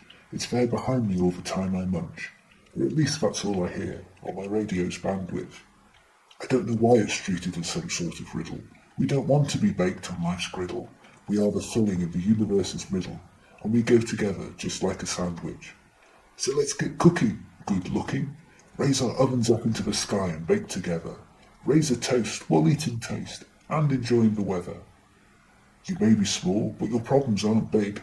Our marshmallows go so well with your figs, and a banquet is made for all. Food is made for sharing. We may be big, but our problems are small. Let's get together and have a ball, so everybody dance a jig. After we've digested thoroughly, of course. We are so very caring. The announcer next introduced the Magrumph composition, Hug, Mug, Humph. commenting that there were no Mgrumps on Mras, but the band wanted all worlds to be included, with all of us singing, and an apology from Oberon in case we got some of the pronunciations wrong. Hug, mag, humph. I'm feeling cross. You hit me, so I hit you. But neither of us want to hit the other. You should be nice. What did I ever do to you? Bah, hum, harumph. I'm feeling mad. You steal from me. You take my land. You take my goods. You take my mate. But you never take my soul. Run now, little alien, before I hunt you down and take everything back. If we had something you wanted, you only had to ask. Boo, ha, humph. I told you I'd find you. Fancy thinking you could hide from me. Let this be a lesson to you. It's not nice, but Mgrumps are nicer than you. We treat this as an IOU. Take back some things with us. Let you keep the rest. Offer you good rates if you want more. Mgrump's smart businessman. Ha, pow, up Mgrump. Next up was a tricky yet strangely catchy Camalosian ballad, An Inquiry, which Oberon again explained was on behalf of a species not yet on Mras, and which involved us all singing at once again. An inquiry into the forward-looking ways and means of the common parent against the bonds that shackle us and keep us locked away without fortresses in the cerebral cortex of the foreseeable future. We the undersigned, who then too shall be known as the party of the first party, approach you in the name of peace and understanding. And I hope that our differences can be quickly reconciled and subsumed in the spirit of cordiality. You the undersigned, who hitherto should be known as the party and the second party, approach us with a desire of conquest, but that doesn't fit with the contract we signed and we are reincarnated into these bargains. Your paradigms be shifting at haste to scalable level, open to leverage after the future date that will be mutually beneficial to both parties. As a penalty clause, we make our right to peace and implore you to return to your previous peaceful selves. Otherwise, justice will be made to intervene and consume both sides, as every species is privileged to their own personal freedoms and protections under the voluntary Camalosian law. Section 5, paragraph 4, subsection C. After that we sang Reach Out, Oberon urging the audience listening at home to sing along. Next it was our very own peace song, introduced by the announcer as the world's first off-world collaboration and credited to each of us. We gave a rousing performance, if I say so myself. Am I turning into a Belobrat? And although we couldn't be seen on the BCBC radio, we were busy doing all the actions too as we sang We Are All One Planet. The song ending in a crescendo of feedback and noise, a human invention I had been teaching the band, and which most species had never heard before. As hoped, this left the announcer a little stunned, and Oberon was able to butt in. Thank you for listening to our wassail. Now, before the final song, I would like to explain a little about who we are and why we're here, and direct that particularly to my fellow Mrasianarts. As you've already heard, we're 13 performers representing 8 different planets, with nods of solidarity to the 2 that haven't had anyone living here yet. But even though, as you've heard, we've all have very different musical styles, we all have much in common, and we all call Mras our home. I would like to think that our world has traditionally been welcoming to off-worlders. After all, they gave us far more in terms of learning and philosophies than they ever take, and I call everyone in this band a great friend. However, lately things have begun to change, and our government is making it harder and harder for off-worlders to settle here.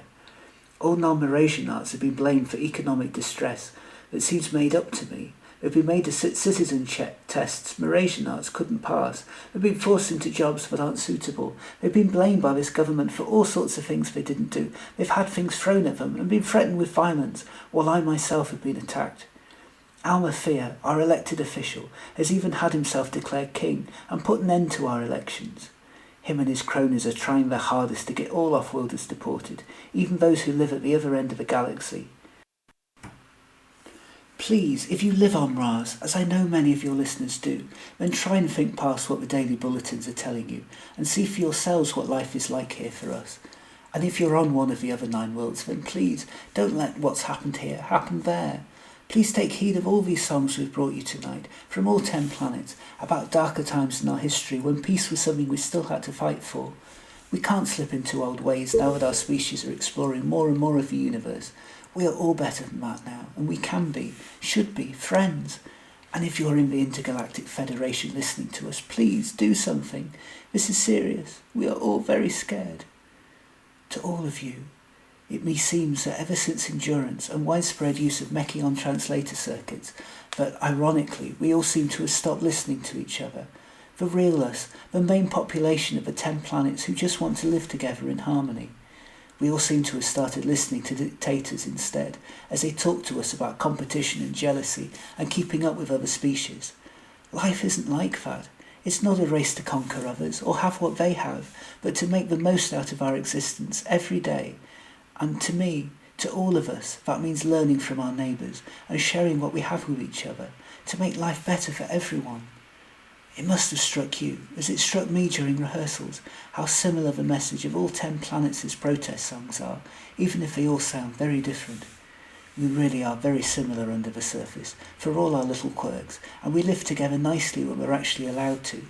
Why, playing in this band is the most enjoyable time I've ever had, and I've made so many friends, with less arguments than I have amongst my fellow Mrasianarts. So please, don't live your life out of fear or ignorance, or do things because your government tell you to, even when you know in your hearts they are wrong. Live your life and enrich your spirit in the name of love and peace. Given all this, and after playing you songs from all 10 countries and a new collaboration, it seemed apt to end with an adapted extra song from Earth by a very Mrasian-like band of prophets named Crosby, Stills, Nash and Young. Tin Soldiers and Alma Fear's Coming, we all started. We're finally on our own. With the sound of Clandusprods drumming, we ate are not going home. That was the Intergalactic Peace Band, the world's first multi-species orchestra, with some highly entertaining messages and some interesting politics there, giving us a lot to think about. We will be sure to look into the complaints of what's happening on Mars. In the meantime, here is the news. And the Grump Streaker was told off today for... Oberon had a quick word with the engineers and then turned the broadcast off. "We did it," I said, dancing my way out of the rehearsal room at the back of the club. "We did it," I repeated, before suddenly and surprisingly kissing Auntie C, who spluttered suddenly into her knitting.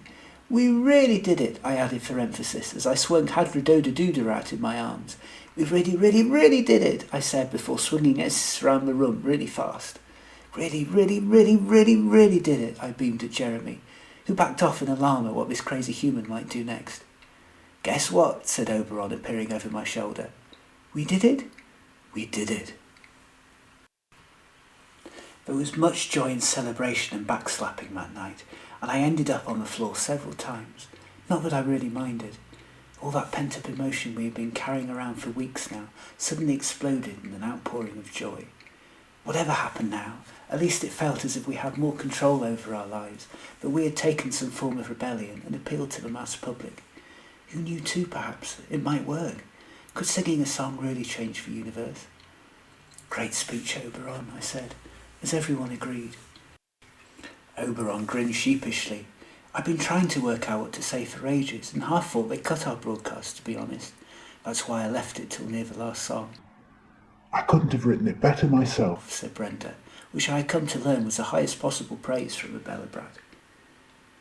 We had a mini party in the Kollawallaboola Club, each of us enjoying it in our own ways. Jeremy surprised us all by taking to the dance floor, becoming surprisingly good dancing partners. Alioth and Mariana began discussing the technology used during the broadcast. Brenda spoke at length about her singing voice and how it might have sounded on all 10 different planets. Auntie C did lots more knitting for all of us. Harrow-do-do-do-do-do-do-dat somehow got steadily drunk, even though Oberon assured me the club had no alcohol. Harriet nodded off to sleep. Altair, Astrophel and Beltair began making up their own crazy songs about taking down the government. And Oberon and I just sat there, surveying the madness, saying "we did it" to each other, every so often. "I guess this is it for the group then," said Altair to Oberon at one point in the evening. And I saw him look as sad as I'd ever seen a Mrasianart look. "No chance," said Oberon. "I'm having too much fun, and besides, it makes me feel as if I'm doing something. We'll take a day off, maybe, and then it's back to rehearsals with more songs. There's a really great comedy one about the Mrasianart army who ended up coming home with extra troops because they made a friend while out exploring and didn't feel like going to war against him. Good thing, as he turns out to be a prince in disguise." And I know an Earth Monkey song about two kings who try to make the people go to war, only nobody turns up, I added. I know an old Clandusprod hymn about how peace is like a pile of knitting. It just needs to be knitted a line at a time, with no gaps of a rod to set in. No, none at all. I know a terrific song about Belobrats giving the best hugs in the universe, said Brenda. And I know it. Began Jeremy, and Oberon held up his wings. Yes, okay, I get it. We'll carry on and have a whole new repertoire very soon, to be ready for the next thing the government tries. And if they don't try anything? Asked. Then we'll have had a lot of fun for nothing, said Oberon. Band practice back here in 2 days' time. Wearily, we decided that it was time to go home. We picked up Hydra-doo-doo-doo-doo-dee-da-dat and carried him out of the bar with us, singing as we went, and walked outside, where we were struck by a most unlikely sight. There, where only a few weeks ago we had been met with anger and danger from the thugs at the town hall, were a crowd of Mrasianarts out to greet us, along with a couple of Belobrats dotted about the crowd. 3 cheers for the Intergalactic Peace Plan, said one of the Mrasianarts as the crowd all cheered as one. Yay! Down with the racist party of racists, said another. No! Hurrah for all of us, said another voice. Hooray! Before we knew it, Hurrah-da-doo-da-dee-da-dat was being lifted off our shoulders and carried out into the streets where we felt ourselves being lifted up to, which must have taken some heaving. Yippee for our heroes and heroines, said a voice. This is our world for all of us, said another. Suddenly a chorus started up of people singing our song, We Are Only One Planet. Somewhere, in the middle of all this madness, I reached out for Oberon's wing in the darkness, tried to stop the tears flowing, and sang along with all my might. I had always known it wasn't the Mrasian people who wanted to hurt me and send me home. They were my friends, or at least friends in waiting. It was those silly people in power who thought that they could come between our 2 planets, and who didn't understand us at all. Eventually, slowly, the crowd dispersed, on the turning where all the off-world houses were, as we all hugged and cheered and sang and said our goodbyes, and in Auntie C's case knitted, long into the night. Oberon and I and the other Mrasianarts all had a little further to walk, of course, but we didn't mind. We had done what we had set out to achieve. We positively glowed. Outside our door, Oberon took my hand in his wing and grinned at me. The best part is we don't have to say goodbye, and you have no more revising to do, though I do want you ready for band practice the day after tomorrow.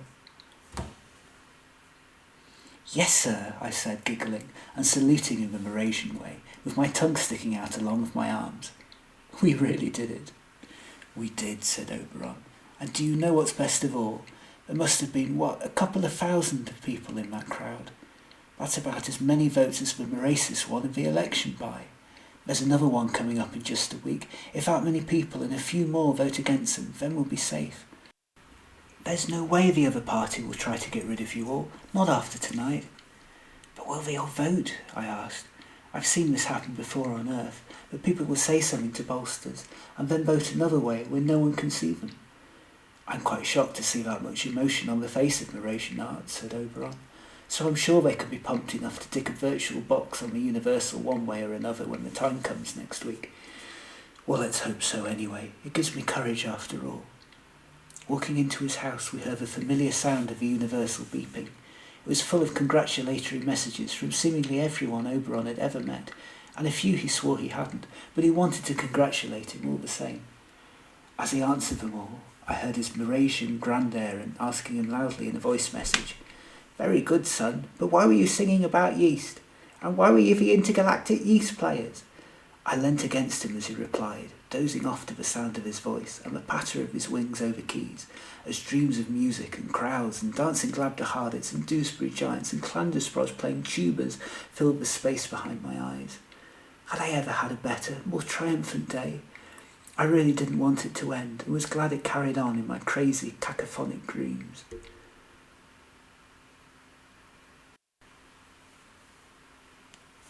The next morning arrived so late it was afternoon before I registered it. Oberon was already up, of course, still responding to correspondence, but he had a large and unhealthy-looking earth breakfast sitting on the table for me, kept warm by way of the latest Clandusprod gadget, a gift from Auntie C. "Oh, tasty," I said, rubbing my eyes. "You should try some." "Not after the amount of narwhal burgers I have for breakfast," said Oberon. "How are you feeling?" "Great," I said. "At last. No more revising Mras culture. No more rehearsing with my guitar, at least for today. It's just you and me. Well, until I find out I failed that exam and find I've been kicked off the planet anyway, despite everything." "You'll be fine," said Oberon. "They're just trying to inconvenience you all so you give up and go back home, that's all. But you're staying put. Things do seem to have calmed down since that broadcast anyway. I must say I'm glad to be able to go back to talking to you, though. It's odd because you've been right here, but I've rather missed you while you've been studying." "And you," I said, taking him by the wing. "You know, you should run for office yourself. All the Mras residents I've met believe in you and trust you. You could be a real advocate for change." "Me," said Oberon, laughing. "Isn't politics something only old people get involved in? Although we did used to dream of it, Alioth and me, back when we were young, before we realised what hard work politics is. All that people-pleasing and compromising. I don't know, though. Somebody has to." "Not always old people," I said. "On my planet, many of the best ones were young. They were less set in their ways and more representative of the people somehow. But some of the elder ones were good too." "Well, I am rather a student of Mrasian politics. Alioth too. I'm sure he'd be my running mate. Or vice versa. I'd be happy to stand with him." "Yes, amongst other things," I laughed. "I haven't found much you aren't a student of yet." "Well," said Oberon, half defensively, "there's a lot to learn about the world, and I want to know it all. Would you help me, though? If I stood against the Mracists, I mean, what would I stand for?" "That's easy," I said, nestling against him. "The same as our music. You would stand for peace." "But what would that entail?" "Free passage and rights for off-worlders, better trade deals with other planets, putting less money into all that nonsense they want at the town hall about weapons and armies and flags, and more into communication and building up relationships with outside planets, encouraging Mrasianarts to learn about the universe the way you did, and the way they learn about their own world. There'd be no stopping you. Heck, just counteracting what Almathir is doing would be enough." "Yes," said Oberon, staring off into the distance and scribbling some notes. "We could be the Intergalactic Peace Party, with the first government positions for off-worlders, a planet based on cooperation and mutual assistance, not greed or profits. We would be totally uncorruptible. I don't even like the cakes the Belobrats went so mad for." "How easy is it to stand?" I asked. "Oh, fairly easy. You just have to nominate your name, your party, and outline your manifesto, then appear on certain dates to talk into the Universal. If you're rubbish, you only get a month in charge before you're voted out, so it really is open to anyone. You should see some of the joke protest candidates we had standing down the years. There was one guy who came dressed as a narwhal." "Oh, I can believe it," I said. "One year our Prime Minister was standing against 5 other politicians, a puppet, and a space bin. Which came third?" "Really?" "Oh yes, he knew a lot more than our Prime Minister did in the end, as things turned out. One heck of a lot more." "When do you need to launch by?" Oberon typed a few things out on the Universal. "The day after tomorrow," he said. "Are we really doing this?" "Yes," I said. "Mention it at band practice tomorrow and see what they say. I can get my own back watching you revise instead of me." "Not so fast, Deputy Assistant. It will be work for you too." "Good," I said. "I like to work. It will fill in the place where I was revising with something useful. As for now, we can get on with properly living and being together." I pressed my forehead against his, the intimate Mrasianart way. "You're all I could want and a bag of chips over," said Oberon. I hope I got that right. I started laughing, which sadly killed the mood, but Oberon didn't seem to mind. "You don't even know what chips are. I can't get them on this infernal intergalactic food machine that doesn't seem to do gluten for some reason. I've never heard that expression before. Where did you find it?" "Well," said Oberon, "after I started your classes, I wanted to keep up with you, so I asked the Universal to give me everything it could find on Earth slang. I hadn't realised it changed so much. I should have asked it for a particular date, but I seem to be using slang from lots of different centuries at once." "That's all right. It's kind of cute that you would go to all that effort. Talking of a particular date," I said, "let's do something special tonight. Where do Mrasianarts go on Mras with your beloved?" "Generally we go to a monastery and don't talk for a week, so we can get better acquainted with each other's auras." On a first date? Yes, after finding what's in some people's auras, there isn't always a second. I don't really fancy that. I like talking to you. Isn't there anything you do with your beloved for, fun? Oh yes, there used to be. What's that? Go to the town hall for the latest lecture. Studying together is considered, what's the slang term? Conducive for horizontal refreshment. You're never using that phrase again, I say, laughing. I think I've gone off the town hall. We could read every book in the library together, beginning with a certain letter. Oh, I know, said Oberon.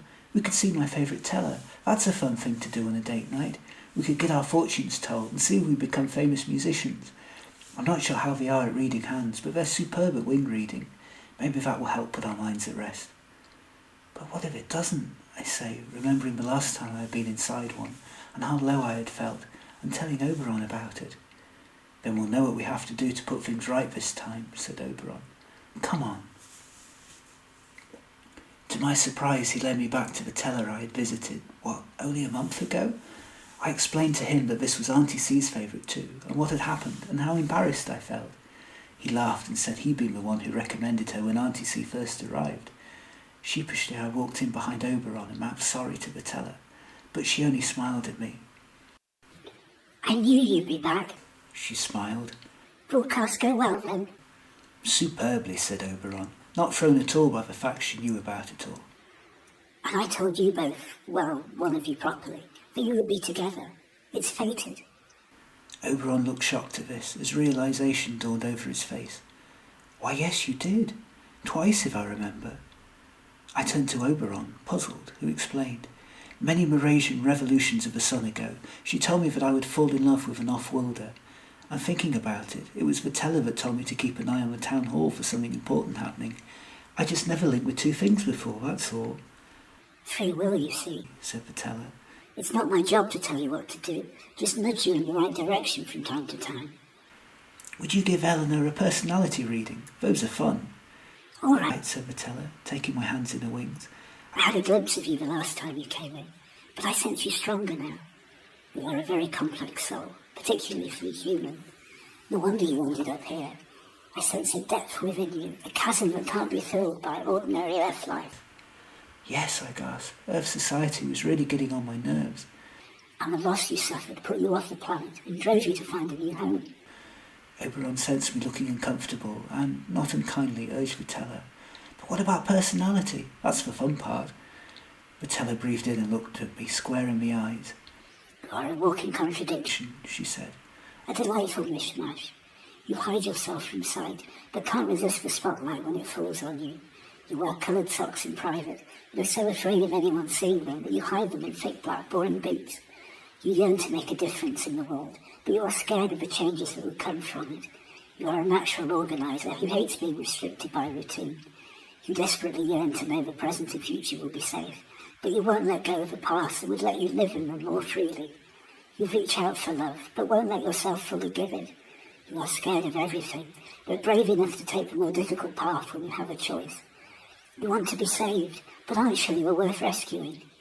For all that, though, you make friends easily, would help one in need at any cost to yourself, and see peace and harmony where others see only constant chaos and misery. You are open-minded, even to those with closed minds, and believe only the best in everyone. It is a shock to you when you are betrayed, and it destroys you more than it would most people. You are a force for peace, even when you don't believe peace is possible. You are a unique voice. People should listen to you more, including yourself.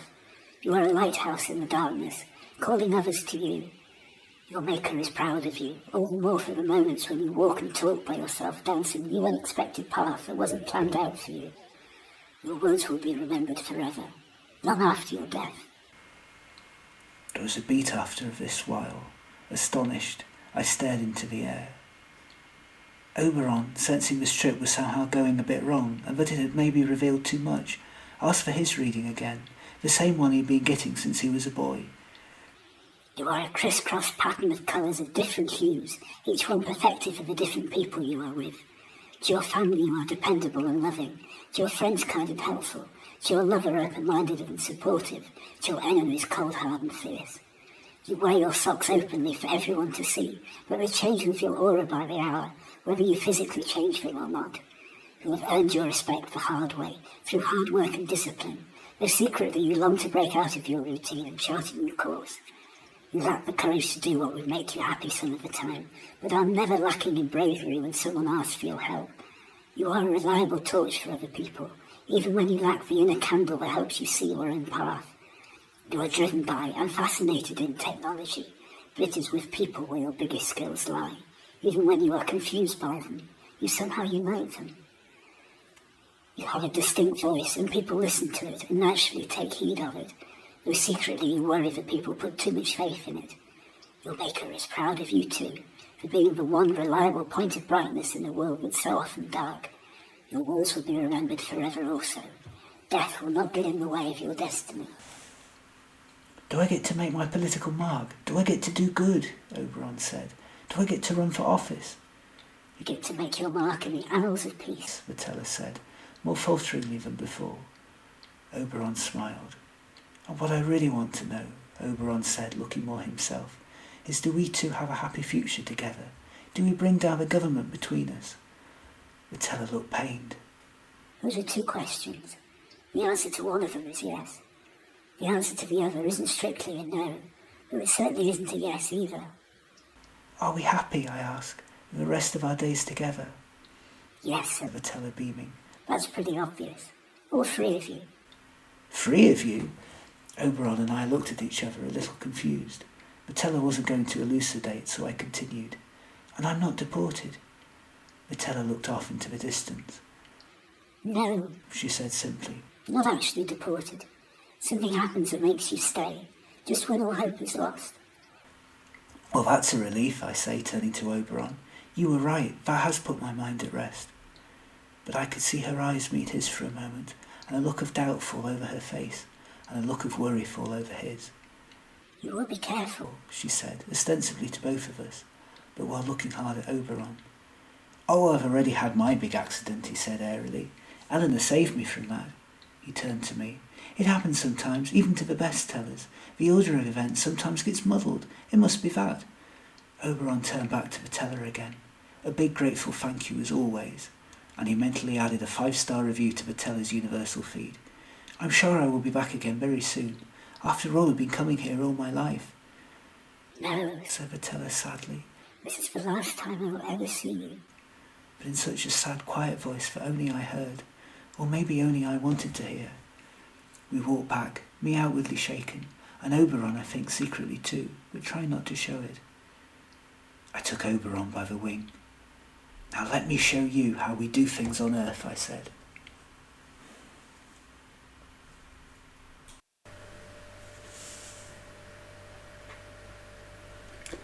There we were, at the nicest restaurant I had passed on Mras, the hungry Argibrath. Proper food before us at last, after weeks using Oberon's food machines. I held up my glass to my companion and smiled. A toast, I said. You can't fool me, he said. You need a toaster for toast. I don't think they'll have earth bread in here, though. They don't really do gluten on Mras. No, you Clandusprodic clodpole, I laugh. A toast is when you dedicate something to someone, like this meal to us, and the peace band. Oh, said Oberon, that's nice. You mean it's kind of like a magic spell, to ward off bad thoughts? I laughed. If you like. How very human. With that he somehow spilt his glass all over the table and me, apologising profusely. I giggled. Oh, Oberon, how I love you. The most impractical, practical Mrasianart that ever lived. Harumph, yes, said Oberon, wiping me down. And what do we do after we've eaten? I'm so Insurgent right now I could eat a Clandusprod. Not something too physical, I hope. We dance. We take a walk, I said, and look at the stars. I want you to imagine you're on my planet. I can do that, he said. I thought Earth customs might be more difficult somehow. Oh, really? Why? I asked. Well, Earth seems such a complicated planet. And love is such a complicated thing, even here. I thought you'd have to enter a series of contests, or pledge your allegiance every day for a year or something. Not where I come from, I said thoughtfully, although you might not be as wrong as you think in some cases. No, really, it's for getting to know someone and work out whether you're officially dating or not that's the hard part. Oh, said Oberon, why? Love is pretty instantaneous with Mrasianarts. I mean, our auras do change colour after all. It's hard to hide or deny when you're in love with someone. I thought it would be the same with humans. Twitterpated you call it, don't you? What? No, I said, confused. Never. The Earth slang page again? Oberon nodded.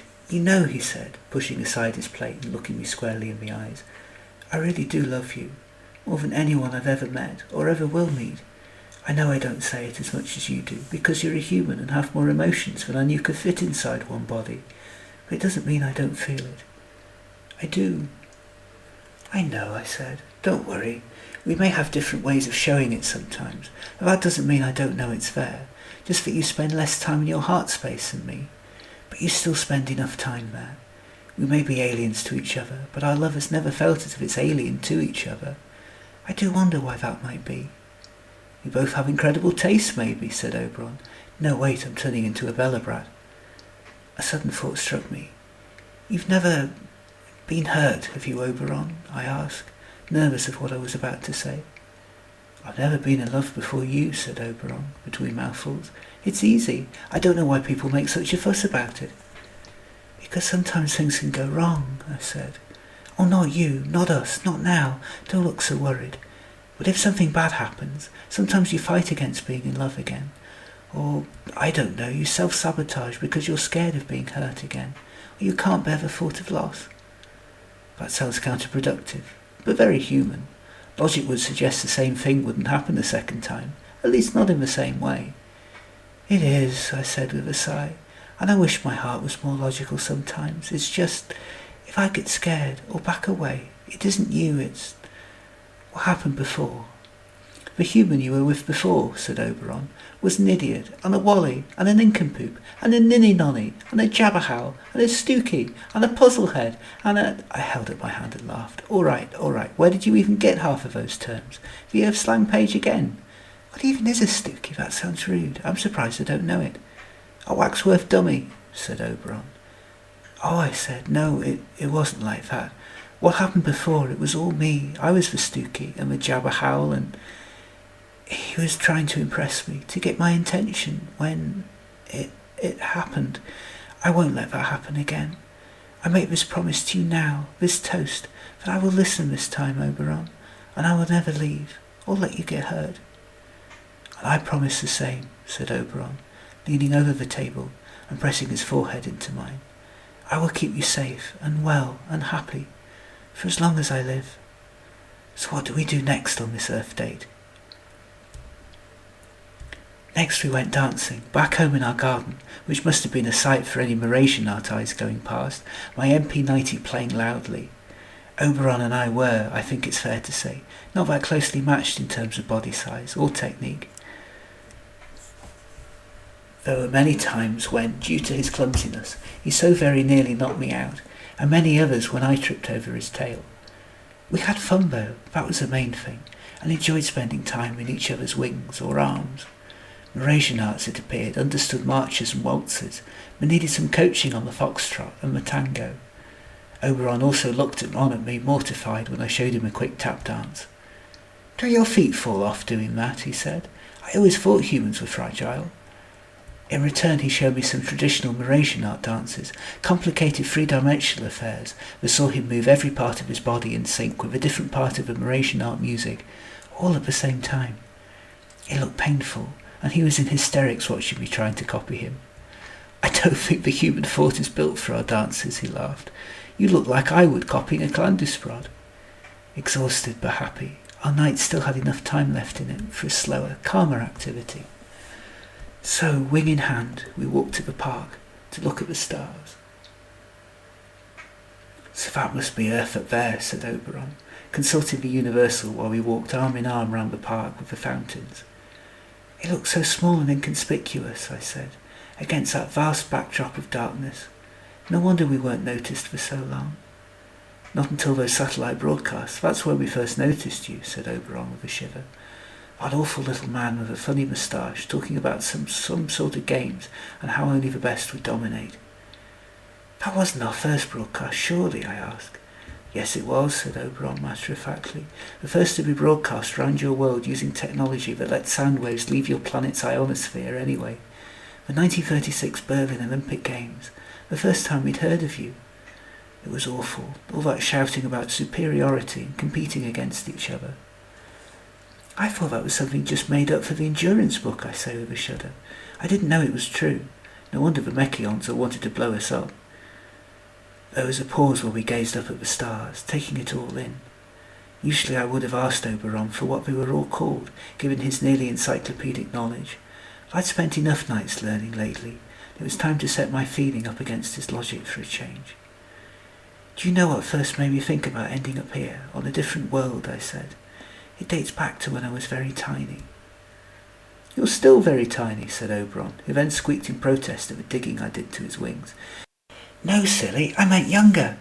When my own Mrasianarts, as I shall now forever call them, were young, they used to look up at the night sky and feel afraid, too small and insignificant to make a difference. When I was born some time after Enwyn and Lizzie died, they said to me over and over again, "You're lucky. For you the universe is teeming with life, and there's somewhere you might actually be able to visit when you're older. You don't need to feel small and insignificant, for you can go out there and see your future, and the whole world is there for the taking." I never forgot it. Instead I used to stare up at the night sky, wondering which of the planets would be my home one day. And now you know, said Oberon, matter-of-factly. Do you know what made me interested in the night sky and other planets, though I was never brave as travelling as you? What? I asked, leaning over to look at him. We had pen friends at school from all other planets. Well, they said all the other planets. Everyone I talked to in my class had a pen friend from Camelosia. It was the nearest planet to us after all, the most similar in many ways, all that love of logic and formalities. Plus they loved writing. Our school twinned with one of their schools, which didn't do either of us any favours. We spent most of our letters boasting about how well we were doing on tests. They spent most of theirs boasting about how well they were doing at their school sports events. They challenged us to a contest once. They would have thrashed us silly. Our school decided not to enter, which was probably just as well. They didn't like our idea of a spelling contest either, not least because most Mechian words have a lot of optional spellings. Go on. I thought they would be so very different to us, this first alien race I had ever met. In a way they were. Their language was all so floral and so formal. Almost all of them were already in training to be lawyers, which was the main source of income on our planet. What happened? Well, it gradually dawned on me that underneath a very different style of writing, they weren't that different at all, as individuals, I mean. The one I wrote to was going through all the same things as me. He was worried about fitting in with his pals at school, with his parents, abiding by his teachers, finding a mate, wondering whether he would be happy, which was much the same as me. So that set me off wondering if that was the same for everyone round the universe. I went to the library and got a giant book of addresses from all over and wrote to as many people as I could from different planets. Most never got back to me as the book was very out of date, but some did. Of course, the first person to write back to me was a Belobrat, who insisted on telling me how well he was doing and that he had no worries at all. I laughed. Why am I not surprised at that? The thing is, though, Oberon continued, I sensed that even he wasn't quite telling me the whole truth, that he was putting on a brave face in case one of his teachers or his parents read his letters or something. I don't think Belobrats are anywhere near as conceited as they let on, you know. It's just that they've been taught never to show doubt and be confident at all times. The other letters more agreed with me and my Camelosian pen friend. The life was difficult and the future unknowable, which of course just made me want to know even more. So that set you off reading about other worlds. Everything I could find, and everything said the same, whereas everyone else was looking up at the night sky and fearing mass invasions or economic monopolies. What I saw was a bunch of frightened alien children I had once talked to, who had grown into frightened alien adults. All of us struggling to do our best, thinking that it was the other races who were doing well and had bright, bold futures, not them. When I first got a copy of Endurance, that rather confirmed it. The aliens that helped bring the universe together weren't superheroes or gods or brilliant thinkers. They were just two ordinary struggling individuals who happened to be in the right place at the right time to bring people together. Soon I stopped thinking about the other aliens as competition, as more as friends I hadn't met yet, who were much like me deep inside, however differently they looked from the outside. Even me. Especially you. I felt I knew you from the minute I met you. Maybe before I met you. It does feel as if I've known you so much longer than just these few months I admit. I'm so glad I did. Me too. Wait, said Oberon. Talking of endurance, what's going on with the statues? I looked over at where he was pointing and goggled. Yes, there were blankets covering Enwyn and Liz's heads, and the bodies had been made bigger and more Mrasian-like somehow. Even the statue of Mras founder Akombrashe-Rishimushu-Wishubushubov III had been buried in the mud near the back of the park, seemingly abandoned. Maintenance? I asked. Hardly, said Oberon. Our statues can last 1,000 Mrasian years at least. The endurance one is barely a century old. What can they be up to? I shrugged my shoulders and took Oberon by the wing to a park bench. Oh well, I said, I've had enough of this planet giving me surprises. I want to go back to thinking about my planet, and what would normally happen next on an Earth date. Leaning in, I kissed Oberon. Though it clearly took him by surprise again, he was more ready for it than last time, and kissed me back, wrapping his wings around me before finally pulling back for air. You know, I rather like some Earth customs now I get used to them, he gasped. What happens next? I really hope it's the same as in Mrasian customs. Let's go home, and I'll show you.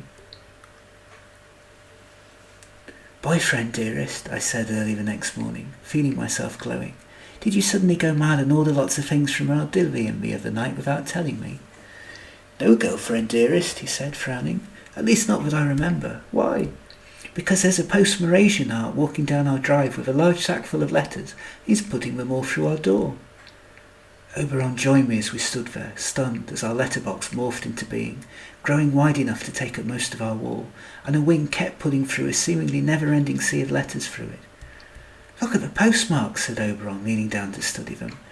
I recognise this hologram. It's from the Grumpfers, Special Immediate class. That means the sender has paid extra to send it through a wormhole, so it travelled through space and arrived here on time, whenever that time might be. To think someone actually broke the laws of physics to send this to us. And this one is from even further away, from a Belobrat in Helisphere, telling us that he couldn't have performed any better himself, or at least not much. There aren't enough hours in the day to read all these, even for a Mrasianart. And this one's from Earth, I said, joining him, and this one Camelosia. These can't all be complaints about our singing, can they?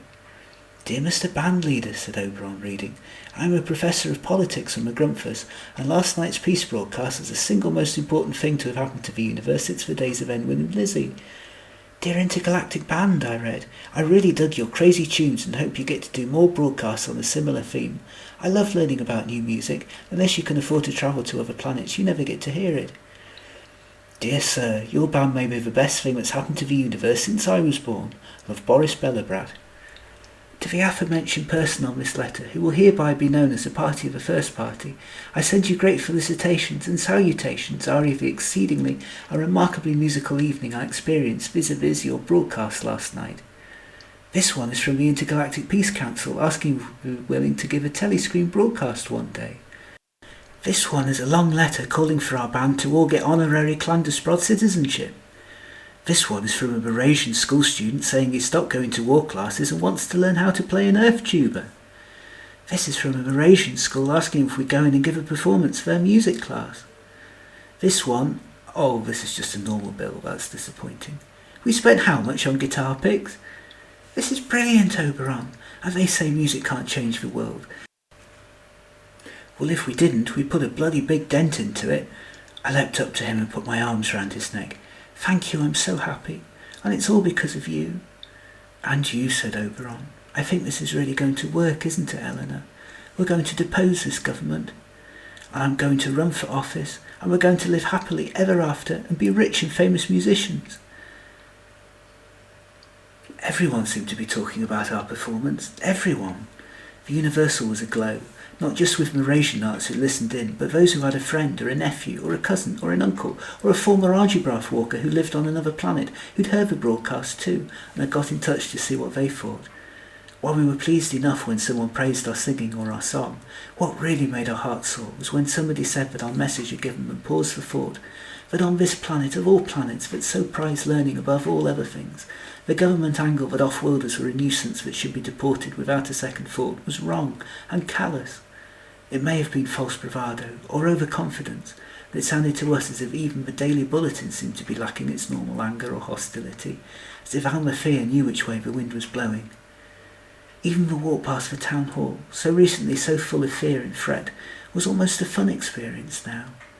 The curious mass crowds turning up for lessons on nationalism and flag waving had all but dispersed, leaving just a few stragglers who chose to hide every time we walked past.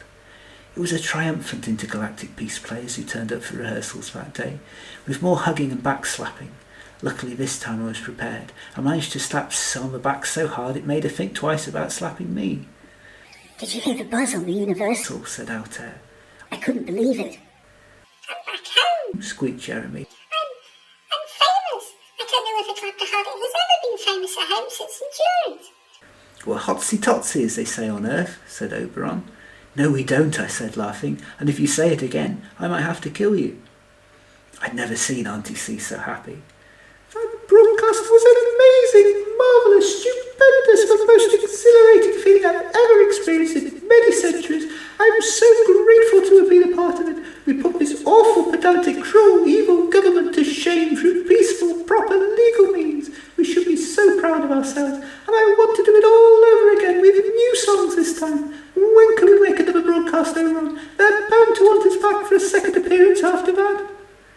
Oberon said he'd look into it, and between the fun and laughter, we somehow managed to rehearse 3 new songs that day, and 4 the day after, and then another 3.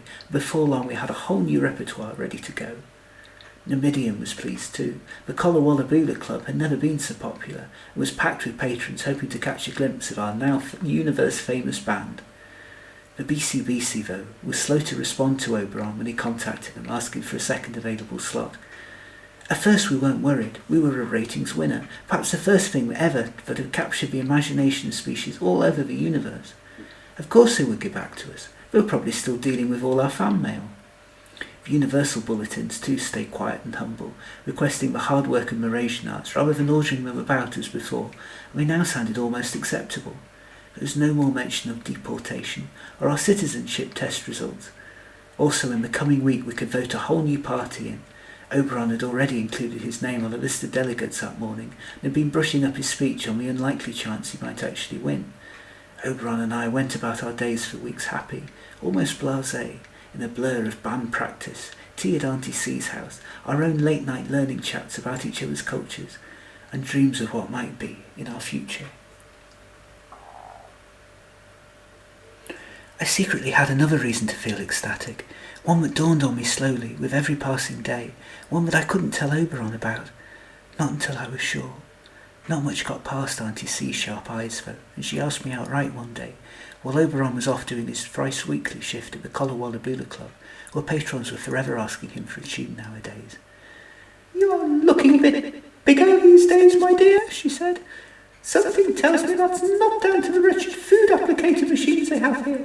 Oh, what I'd do for a decent meal of gazoola glass from home right now. They just don't know how to cook it properly on this planet. And I so miss gluten. Fancy having never heard of it on this planet. It's the only one of the 10 that doesn't have it. Typical I would end up here. I don't know, they can get everything else right here. Put a Mrasianart on the moon half a galaxy away. But can they get simple Clandusprods cooking right? No, they cannot." "No," I said, simply grinning. "I don't think it is down to the food machine. Or I'd be even thinner. I've sent off for a testing kit from Earth, but it hasn't arrived yet, and there are no maternity hospitals here to go to in order to be sure. I mean, can it really be? I mean, can it physically happen between me and Oberon? I never even gave it a thought. How funny that such earthly concerns that have followed us all our many generations should follow me here." "Well," said Auntie C kindly, "there are new hybrid species springing up all over the universe these days if you but knew where to look for them. You don't get to hear much about so few of them in a place as big and as populated as the one we live in, but they are there all the same. You two are going to be the most amazing parents. Have you told Oberon yet?" "Not yet," I said. I wanted to be sure, rather than give him false hope. I'm rather worried about how he'll take it, or his family maybe. He's such a young Mrasianart, though he seems old and wise compared to earthlings his age. I'm not sure becoming a father was in his plans at this point in his life." "And was it in yours?" asked Auntie C. "No," I admit. After what happened on Earth, I never expected it to be in my plans ever again. But I'm rather glad it has. Mras feels safe now, and a good place to bring up a child. I'd always be worrying if I brought them up on Earth. All the wars, the viruses, the growing right-wing governments, the sense of unease growing up in a universe where 9 different species had experienced practically everything you did first. All of the things I went through. I didn't want any child of mine to experience that. But here people are happier. They don't have to work so hard unless they want to. People are kind and supportive once you separate them from their government.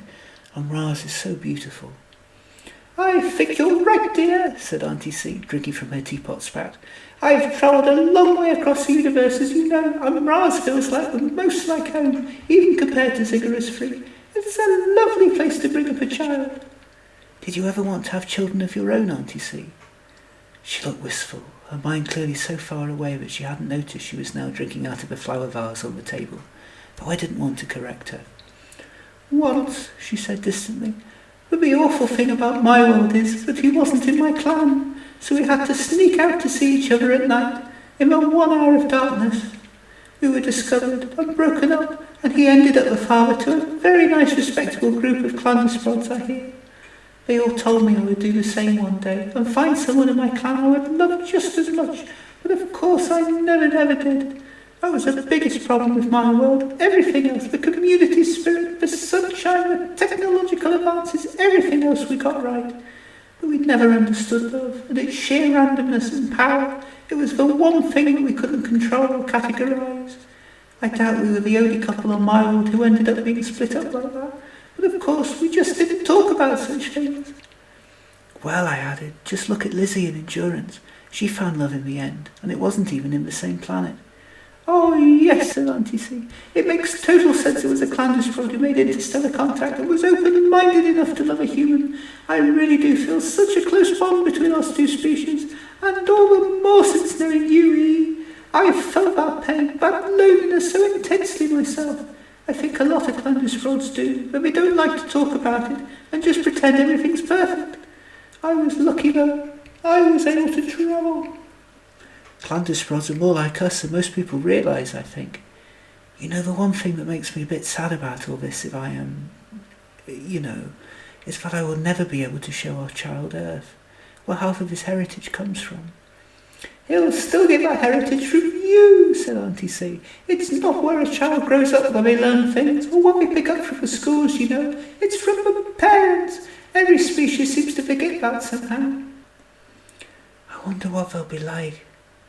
Auntie C laughed. They'll be like both of you, of course. That's how genetics work on every planet. They'll have your shared love of music and learning and curiosity and courage and humour, and maybe their father's love of gadgets, and maybe if I'm lucky their mother's love of Clandusprod tea, and your shared love of justice and equality, and maybe a few other things they pick up from goodness knows where, the way the children do. That's quite a lot to be getting on with for a new life. Maybe they'll become big peace advocates when they grow up, or politicians will put this planet back on the right course again. I grinned. Maybe they'll get to play in the universe's second ever galactic peace band. I hope they'll be okay. Growing up on this planet, what with the prejudice I had to face, I worry that a hybrid species would have it even worse. I'm sure they will be fine, dear. After all, it wasn't the people who had a problem with us off-worlders who were prejudiced against us, not really. It was just their government stirring them up. And they really do seem to have gone quiet, don't they? That last bulletin barely contained anything at all. I think they know they're going to be hammered in next week's election, so they're just playing things safe for now. I really hope so, I sighed. I would hate to bring up a child the way things were here. But the way things are now, I couldn't have asked for a better home for them. Still, though, a shadow of doubt crossed my mind. Auntie C. Yes, dear? If I'm right and, if something happened to me in Oberon, do you think you could be our Sprod parent, to look after them and raise them as your own? I looked it up on the Universal last night in the hope of asking you sometime, and I know you'd be the perfect candidate to adopt them into your clan as your own, as it were. I still have to ask Oberon, of course, but I can't see him minding. Why, my angel, beamed Auntie C. I would be honoured. I'm looking forward to doing lots of babysitting as it is. Somehow I felt a weight lifting from my shoulders. I didn't even realise was there. A few days later, the post I had been looking for arrived. Thankfully Oberon hadn't noticed my parcel. Buried as it was under the mountains of fan letters, it was still arriving in from every planet, though by now we were down to the species that could only afford the fourth-class stamps, and I waited till he was out at work before I tried it. Was I really doing this? Holding a pregnancy kit in my hands? Would it even work with a half-Mrasian baby? And would that baby even be safe? Well, it had seemed to work earlier. I remembered a philosophy book of Oberon's I had borrowed that explained that the fact that all 10 species that technically mate with all of the others was surely a sign of a greater being at work in the universe, something that was seemingly debunked by a chapter on physics pages later. Most Mrasianart books were like this, balancing the emotional, spiritual and philosophical with the scientific and mathematical. I often felt as if my mind had been tugged in two after reading them. Comfortingly, I also remembered another part of the same book that said that there was no reason why the same mother couldn't give birth safely to species from all 10 known planets if they wanted to, something that would surely end up as a plot of a really bad Earth soap opera one day. Nervously, I checked the test results. There was a definite line. I felt a sudden rush of joy, then adrenaline, then sickness, then fear, then joy again. I was going to be a mummy. Oberon was going to be a daddy. Auntie C was going to be a sprod parent. This house was going to be our baby's house. This planet was going to be our baby's planet. I had sudden visions of school lunchboxes and satchels and playdates and galooka ball practice, a mad Mrasian cross between football, lacrosse and croquet which seemed to involve a lot of foot stamping, and televisits and educational bulletins and school friends galore and band practice and showing off to our friends and getting a house extension full of cribs and beds and toys and but this news was too good to keep to myself, far, far too good. I glanced at my watch. Not that long till Oberon would be home from his shift at the Collar Club. I'd try and time it so I would meet him on the way, somewhere near the Endurance Fountain before I had to go near the town hall, which I had promised Oberon I would never walk past alone. I ran out of our house, the door morphing briefly behind me in a way that no longer freaked me out quite so much, and ran in a most un-Mrasianart way down the road. Even though I wanted to hang back to get the timings right, I still found myself running towards the park fountain, skin glowing, hair flying, all of my limbs akimbo, desperate to tell Oberon my good news. When I was halfway there, though, I stopped. What if it wasn't good news for Oberon? What if he only wanted Mrasianart babies that looked like him? What if there was too much of a stigma attached to having a hybrid child, a stigma I hadn't properly considered? What if he was too young? I wasn't, after all, entirely sure what age he was, either in relation to this planet or in relation to me, and I hadn't yet grown accustomed enough to Mrasianarts to tell their age. But his height, the only real way to age Mrasianarts here is they never stop growing. He seemed to be on the youngish side. Of course, in a species that live forever barring accidents, that might not mean much. Did Mrasianarts only have children in old age? Or was he already too old? Or was there a planet policy I hadn't heard about over who was allowed to have children at all? I found my legs turning the other way round and walking me home without really thinking about it. I had got it all wrong, again. I had messed up. Oberon would be cross with me and never want to speak to me again. But no, that wasn't how Oberon reacted to anything, even to things where as a Mrasianart he was more or less obliged to act badly. He went his own way, did Oberon, and his reaction would be his own reaction. Also, I didn't really know what the Mrasianart reaction to something like this would be anyway. Maybe they were desperate for children to populate their planet, as I couldn't ever remember seeing that many around. And even if other Mrasianarts saw it as something shameful, I knew Oberon would never be like that. He was too kind, too open-minded, too darn perfect not to be the father of my child, and I couldn't have asked for a better co-parent in all the universe. I turned round and walked on again, more confident this time. It was all going to be fine. Indeed, it was fated. I wasn't just with any old person, but someone I loved with all my heart, and who I knew loved me back with all of his heart, and that was enough. Nobody else's faults mattered. After all, one thing that I had come to realise during my years on two very different planets was that love was love, regardless of who you and your partner were. It didn't matter if you were different species, different genders, from different classes, different races, if you were born 2 nanoseconds apart on your world's timekeeping devices, or 2 centuries, how many limbs you had, or whether the heart that fluttered inside your chest when you saw your loved one beat alone, or in a symphony of cardiac modes. Love just was, and when it burst into sweet golden life, it had to be allowed to be. The quicker the universe realised that, and the quicker every being could get on with what it was meant to be doing, a simple act of being. Love was there to be enjoyed as it was, by the two of you. Whatever anybody else thought really didn't count. Whatever the initial shock might do to Oberon, I also had more faith in him than I would have had in almost any bloke from Earth. He knew me, the real me, and had stood by me in my hour of need so many times already. What more proof did I need? A little thing like being the first off-worlder on an alien world to give birth to a hitherto unknown being that was the first of his species wouldn't faze him. Wait, was that what she just said? Eleanor froze in her tracks again. She was going to be the first human mother to ever, so far as she or the Universal knew, have a half Mrasianart child. She wondered again, would her child be safe? Was it even possible to have a part hybrid baby? Did they even have such things as maternity hospitals on Mras? In all her research of this planet, she realised she had never even considered asking that question. Eleanor desperately tried to recall the times she had read about the theories behind a new breed of children in the papers back home, before she had left for Mras, and whether the Earth biologists had ever thought that they would be safe. And the mothers, would they be safe too? Would she be all right? In her head she strained to remember all these exotic names that were being laughably coined to describe the birth of possible new species that were appearing in the intergalactic press.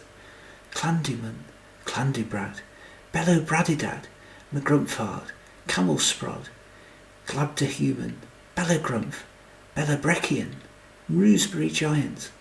Well, now she and Oberon were probably going to be the first creatures in the universe to have a hybrid baby, and surely the first to get to use the word Humrasian. At least that's what she instinctively wanted to call their unborn. They had, of course, no control over what outsiders might call them.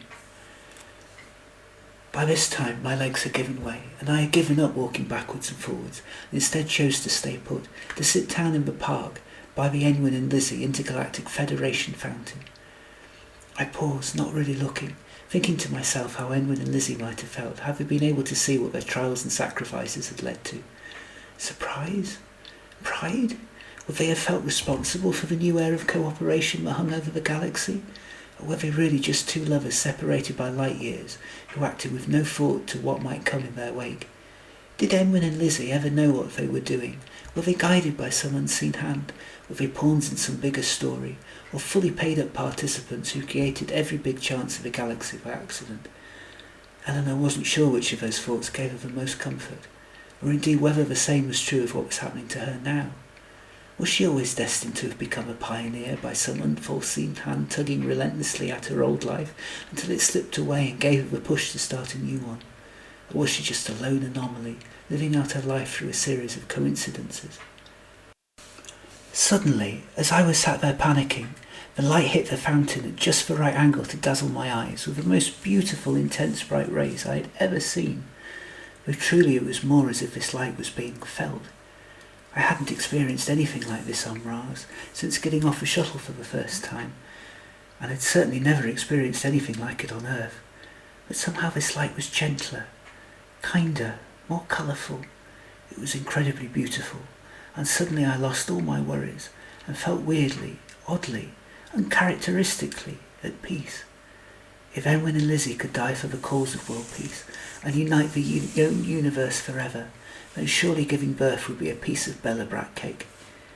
I basked in peace for a few minutes, building up my strength and working out what to do next. Suddenly, though, the vision disappeared as a dark shape hid the light from my view. "Hello, you," it said. "I didn't expect to see you out and about on my walk from work, but I'm very glad I did. After all, you are my favourite creature in the whole wide universe." The next moment the Mrasianart-shaped apparition was surprised to find me draping myself round his shoulders, crying into his neck, and holding him so tight he began to wonder if it was possible to stop breathing from being hugged too hard. "What's wrong?" said Oberon sharply, and had he had some Earth DNA in him, I would have sworn he was raising his eyebrows at me in surprise. Was it a bulletin? A deportation notice? I knew they'd been too quiet. "No," I said through tears. "Is something wrong? I felt some emotional pull from you inside the Universal. I couldn't make out what emotion it was. It seemed such a mixture." "No, nothing is wrong," I sniffled. "Quite the opposite, in fact." And reaching for his wing, placed it on my tummy. You're not? Yes, I'm pregnant. Oh, he jabbered, momentarily stunned. I thought you were going to say hungry when you did that. Mrasianarts carry their young on their backs, you see, until their time, not in their tummies, and I know the problems you've been having with a food dispenser. I've had one on order from Earth that will give you back the gluten you seem to love so much. Of course, there's a super long waiting list, so I don't want to get your hopes up or anything, and... Wait, did you say pregnant? You mean by me? Oberon let out an involuntary cricket, a noise I hadn't ever heard before, but found endearing, and secretly wanted to provoke later on purpose, just so I could hear it again. Yes, silly, whose else was it going to be? I mean, it's not like there were any dairy cows on Mras for there to be a milk Mrasian. I noted his confused look. Ignore me. Yes, you're going to be a daddy. Oberon grabbed me in his arms and swung me round and round. Stop, I laughed. I think I might be about to be sick. It's a sign of pregnancy in Earth women, you know. Oberon stopped immediately and put me down. I can see I'm going to have to learn a lot about Earth mothers and their children, he said. Oh, so many new things to learn. What fun this is going to be. Have you told anyone else?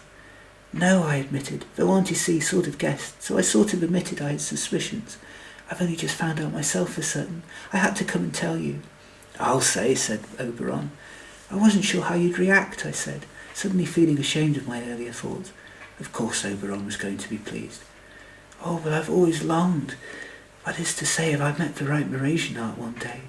And I didn't, but I did even better than that. I met the right human instead. You're not scared? Oh, terrified, Oberon said cheerfully. But that will pass, once I've properly thought about it. I wasn't sure if having a hybrid baby might be too much, or if you'd leave, or... Hush, said Oberon, putting his wings around me. There is nothing I wouldn't do for you. For us now. And a hybrid baby just means he or she will have access to more opportunities than he would ever have had just from one species. It's perfect. Our future band leader, or maybe it'll be a Galuka ball player, or a peace advocate, or a genius, or... Heck, I'll settle for them being happy. Me too, I add, leaning against him, and pleased at the way things were going. It's all going to be all right now, isn't it, Oberon? We're a family, and we're safe on Mras, and we have a cooking peace band, and we're going to win the next election, and I've never been so happy. Me neither. Wait, said Oberon. Look at the fountain. I turned round slowly, somehow aware that this was another of those life-changing moments, and unwilling to lose my happiness this quickly. But there it was, with no mistaking the fact. There, where the Enwyn and Lizzie peace fountain had once stood, was a fountain of just one person, with his arms stretched out in the same method as the off-worlders, a crown upon his head. As we leaned in closer, I saw that it was Almathea, only the caption below his name didn't read Prime Minister anymore. Instead it read King, as to the intergalactic fountain of Enwyn and Lizzie. That was nowhere to be seen. King, said Oberon, thinking quickly. Then that means... You mean, I said helplessly, we didn't win after all, that all that time the government was being quiet wasn't because of us at all, but because of something they were cooking up, that we can't vote him out of office? Oh yes, we bloody well will, said Oberon angrily. Or die trying.